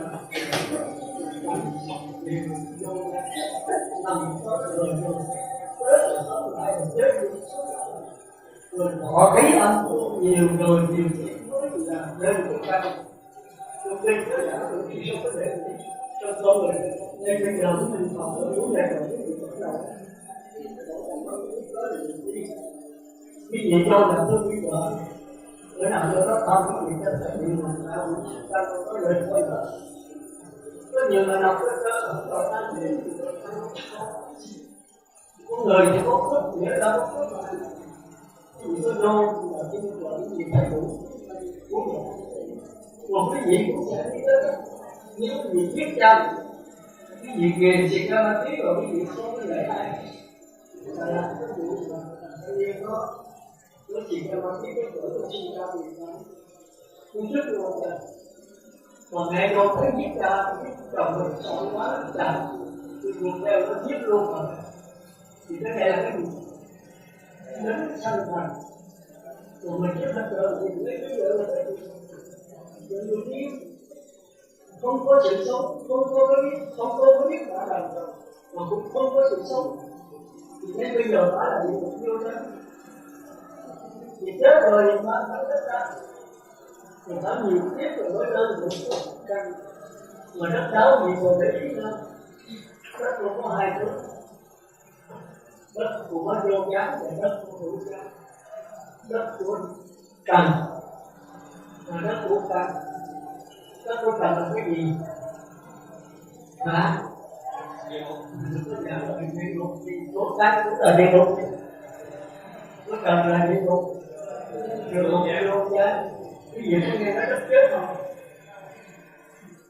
quốc gia là địa ngục quốc gia cái gì cũng nghe nó đất sống không đất chết là cái gì trồng cái gì cũng có màu nhìn cái gì ra mà chung qua cái chỗ mình nghĩ nó không đâu một sanh lạc rất nhiều ngày là hoa mấy năm rồi sống có đây một cửa tôi hỏi anh tài xế ở cái đất này nghĩ của tôi sanh lạc thì tới bây giờ có cây không mọc cái núi là núi trồng bây giờ không biết anh tôi là 3 mấy năm mà cũng chưa sống thì nó có là phải là chết còn đất sống là nó có nguồn mà cái gì do không do cũng lên thì cái đó là căn chứ không phải là căn như con người mình có con mắt ra khỏi đời thì nó trở về con mắt chết còn nếu mà nói được cái con mắt này nữa thì nó còn về thì chứ đó mình có gì nó giả là sao phải không hai con đầu tiên thì đưa tay lên cho nó lại cái gì thấy đâu người mình đâu tất cả những chuyện đều có hết đó mà muốn thấy được cái đó thì phải thiền ngoài cái thiền được ra là không giáo lý học nhiều thôi chứ đừng có học giáo lý nhiều thôi nhưng mà ngày giảng rất là đang có chưa có ông biết gì mà giảng học chứ quý vị coi cái lục căn rất là nhiều. Tám căn, tám cần, tám nó tai mũi thân kiến trí tâm sắc bên hơn bị chiếc phát người chân thấy nghe được biết rồi cũng mà 14 giờ thì giống như đó. Còn về thị trường có 6 căn 6 cần 6 lúc những người coi những suy nghĩ những người thấy những người để là bởi vì bên ngày thường có mặt ra bên nguyên thể không có, thành ra nguyên thể là không có bao giờ mà cai ăn thấp, còn thấp hay thấp phải chết rồi là đồng hai lập tức, không có cái ai lại gia chứa là không có cái mặt ra. Còn bên đi thực thì thầy đều chết rồi, còn với ai lại gia là mặt ra. Ai lại gia chúng ta thường kêu là linh hồn, còn mặt ra chúng ta kêu là cái gì? Cái mặt ra kêu là cái gì? Kêu là gì? Tức là thức thứ 7 và thức thứ 8 còn 2 cái. Thành ra tôi muốn cái gì cả bạn học được gì không đó. Đã vậy mà quý vị nhớ rồi. Là bởi cái thôi. Tôi giờ trở lại đó, thì giờ quý vị đi ra. Là tôi là thứ 2 là thứ 3. Giờ quý vị hỏi cần thôi, hỏi cái gì là tôi làm thôi. Rồi tới mỗi gì nữa cả. Rồi là lần thứ 2 là do duyên căn. Do duyên căn.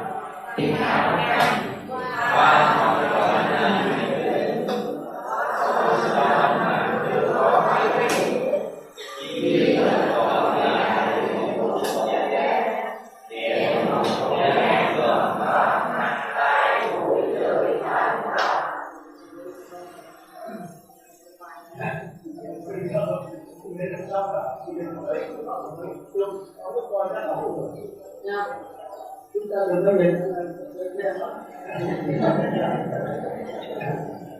ai hình gì đấy là không hay đó.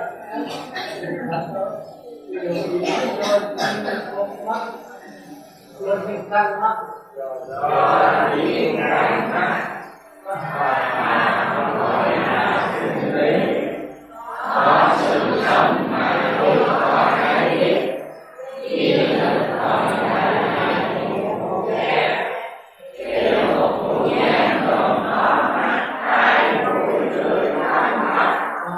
không cái gì mà không bị ai chỉ nói chuyện cái lúc rất ngoài cái còn có gì rồi cái gì về nhớ còn thì tới chúng ta mới qua thứ 2 tới cái thứ 3 hồi chúng ta mới qua được rồi tôi sẽ trả lời cái này cho rằng thì quý vị thấy cái con người cái gì là đâu cái cuộc sống rồi cuộc sống là phát thanh này phức tạp lắm thì cái điều ở đây mà cả những chiếc ở đây người đời ở đây mà đừng có không mong cái là không ai cũng vậy đâu. Đức Phật Thích Ca không cứu được, Phật Thầy cũng không cứu được, chỉ có việc cứu một. Mà nếu cảm thì các này cái gì đó cứ như là chiếc gia thì rất là đơn giản. Vì anh là cũng rất nhiều đó, về về các thành Phật á, còn đâu không rất là cái khổ rồi. Nhưng mà có sự hướng dẫn của quân sư mình không sợ đi lạc được, mà có đi lạc thì nó là yếu hết, nó không có động được ra thì nó rất là lớn. Mình cũng như thế nào thành một chỗ thế này còn thì mình không sai là hiện tới là gì chúng ta có đi lên đó. Thành ra rồi 1200 năm được tùy theo các cách là con mình ở đây là thống nhất là làm vô cũng được. Mình học đâu là giải thoát đầu tiên, mình giải thoát cuối cùng không cần Đức Phật rồi có thể đi cho rõ như vậy. Không phải đó là hùng nhân mà nó chậm. Rồi trở lại đó, mình cái gì nữa? Do duyên căn mắt. Do duyên căn mắt, ta gọi là sinh lý. Có sự sống mà chưa có ai biết. Ý thức gọi là địa ngục hữu giác. Địa ngục hữu giác gồm có mắt, tai, mũi, lưỡi, thân, ba nữa là có mỗi gì mỗi cả nha. Có dễ gì tối, cái đầu thì dễ ra. Bây giờ là một người vô duyên căn mắc. Do duyên căn mắc, khoa học gọi là sinh lý. Có sự sống mà chưa có ai biết. Ý thức gọi là địa ngục không gian. Địa ngục không gian gồm có mắt, tai, mũi, lưỡi, thân, khẩu. Bây giờ biết làm gì không? Vậy thì ai người đó nói không? Người được theo cái tốt nha. Không có ai người tốt được hết. Nhớ, bên đây đậu thì có chú là đang đường đi. Cái đi cô con thấy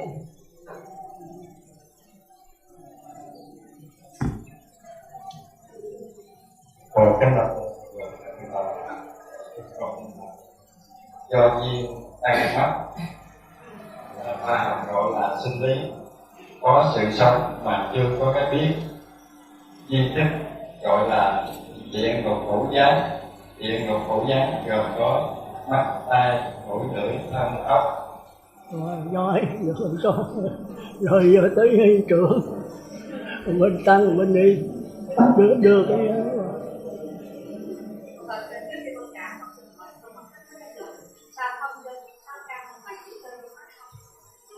không nói tụi mình vậy lỗ tai tôi nó hơi điếc mà vì nó tôi lớn tuổi rồi tai nó ù hoài. Sao mà không do duyên sáu căn mà chỉ có do duyên mắt không, mà gọi là với duy thức gọi là địa ngục, là hữu giác gọi là còn có mắt tai của sự tăng tiến và ta học như vậy có tức là cái do duyên sáu căn chứ do duyên có một con mắt thôi. Mà nếu coi duyên con mắt thì địa ngục con hữu giác nó chỉ có mắt thôi, còn chỉ có độ không, chỉ có độ không. Ni trưởng nói tôi không hiểu, tôi chưa hiểu được cái ý của ni trưởng nói sao. Tại nó có duyên, một cái duyên đó là do duyên mắt. Vậy là lộn, cái này là lộn. Phải do duyên sáu căn mới đủ. Giờ có ni trưởng có mình con mắt thôi, không có lỗ tai, không có mũi. Nếu đọc thì con thấy nó lộn. Tại chúng ta sẽ lộn không? Ni trưởng đồng ý cái cô tôi giảng phải không? Tôi tưởng không đồng ý thì tôi phải giảng lại. Không phải. Do duyên đọc con nghĩ là lộn á. Khi đọc lộn á, tức là do duyên sáu căn mà cái hài đọc chỉ có do duyên mắt thôi, thì như vậy thì nó không đại diện của cụ nhá, nó là mắt ra của lưỡi thân ốc, cái lộn của đó. Rồi được rồi, cảm ơn.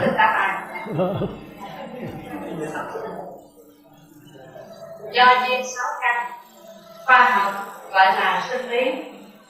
Có sự sống mà không có cái biết. Duy thức gọi là địa ngục hữu giác. Địa ngục hữu giác gồm mắt, tai, mũi, lưỡi, thân, khẩu. Rồi giờ tiếp tục bên này cái gì đó bên tăng bên ni đưa qua đây. Cái này đó ai cũng trả được thôi.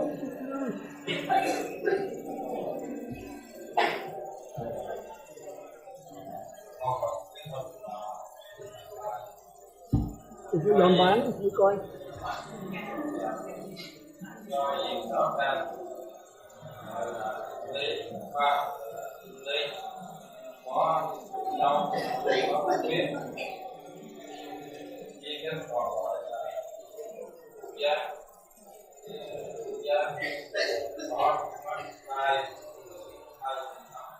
Nói đó vậy thôi, vì con toàn có tay đi mới thích.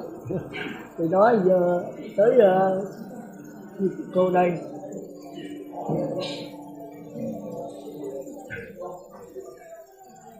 Môn Phật do duyên sáu căn mà khoa học gọi là sinh lý. Có sự sống mà không có cái biết. Duy thức gọi là địa ngục hữu giác. Địa ngục hữu giác gồm có mắt, tai, mũi, lưỡi, thân và ốc. Dạ, nó có vậy thôi. Giờ vô qua bên này. Bên tăng, thấy là bên tăng bên đi à.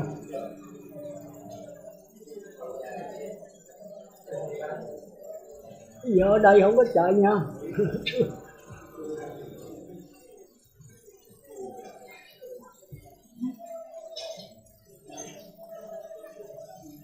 một đợt thọ và thể chung cho vào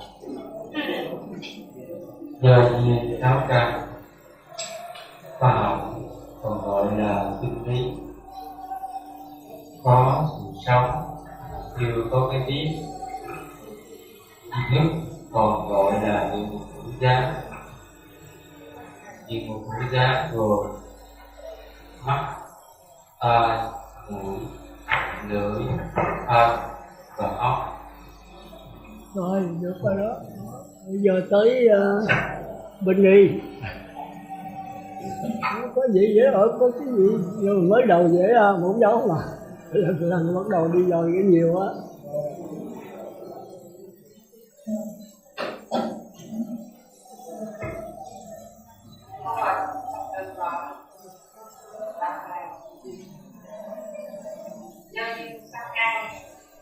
Khoa học thì gọi là sinh lý. Rồi duyên căng mắt chứ sao là xấu cả. Do duyên sắc này khoa học gọi là sinh lý, có sự sống mà chưa có cái biết, tri thức còn gọi là địa ngục ngũ giác. Địa ngục ngũ giác gồm mắt, tai, mũi, lưỡi, thân và óc. Giỏi đó. Vậy là xong thì qua tới cái chương thứ tư. Kính bạch thượng tọa và đại chúng, con xin đọc. Do duyên sáu căn, mắt còn gọi là sinh lý. Căng mắt. Do duyên sáu căn, khoa học còn gọi là sinh lý. Do sự sống, có sự sống, Chưa có không có cái biết. Do duyên thức còn gọi là ngũ giác. địa ngục ngũ giác. Vô duyên thức còn gọi là địa ngục ngũ giác. Địa ngục ngũ giác gồm có mắt, tai, mũi, lưỡi, thân và óc. Giỏi, có vậy thôi. Bây giờ tiếp Bình Nghi đây. Bình Nghi có cái riêng ha, mình còn á. Cô bạn thượng tọa thì đại chúng thông tin cho bà. Do sáu căn khoa học gọi là sinh lý, có sự sống mà chưa có cái biết, tri thức học gọi là địa ngục ngũ giác. Địa ngục ngũ giác gồm có mắt, tai, mũi, lưỡi, thân và óc. Có thiếu không? Có thể thiếu là gì đó. Có nhảy gì cái. Thôi được rồi, ngồi xuống. Thôi tôi thấy lẹ quá. Thôi được rồi, lên cân. Tọa do duyên sáu căn khoa học gọi là sinh lý, có sự sống mà chưa có cái biết, tri thức gọi là địa ngục ngũ giác. Địa ngục ngũ giác gồm có mắt, tai, mũi, lưỡi, thân và óc. Rồi giỏi, nó có vậy thôi, nó có gì giờ tới Bình Nghi. Giờ đâu có ai chạy được. Cũng là cả thôi.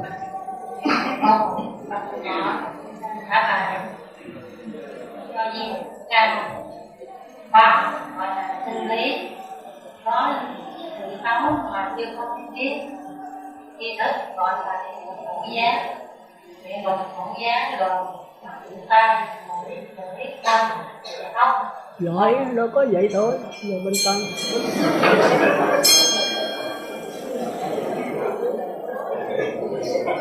Ủa, sao mới mà còn 15 phút nữa mà. 4 giờ hay là 3 giờ 45? 3 giờ 45 hả? Thì đúng, tôi tưởng đâu 4 giờ tôi dặn chiều 5 phút nữa chúng ta dặn. Thì tôi tới đây thôi, thì tới cả tiếp.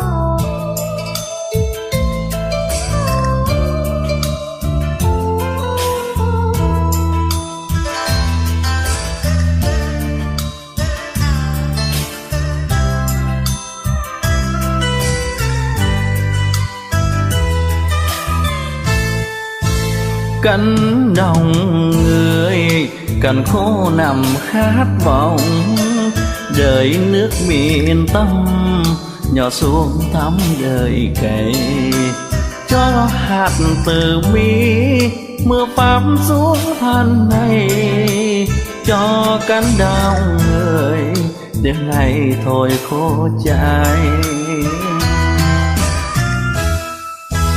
Bao năm rồi con nhớ lời thầy dạy, ngày con quý thầy lên bục giảng đường, truyền trao cho con muôn vạn tình thương. Thầy khuyên chúng con đừng lầm lối sai đường.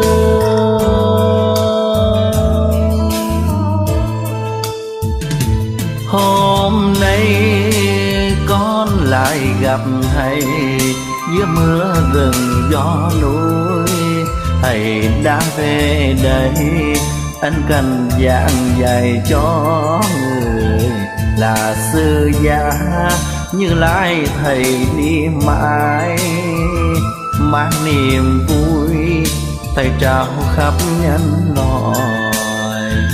Tâm của thầy mãi là tâm đại hải, là trùng dương là ánh sáng soi đường.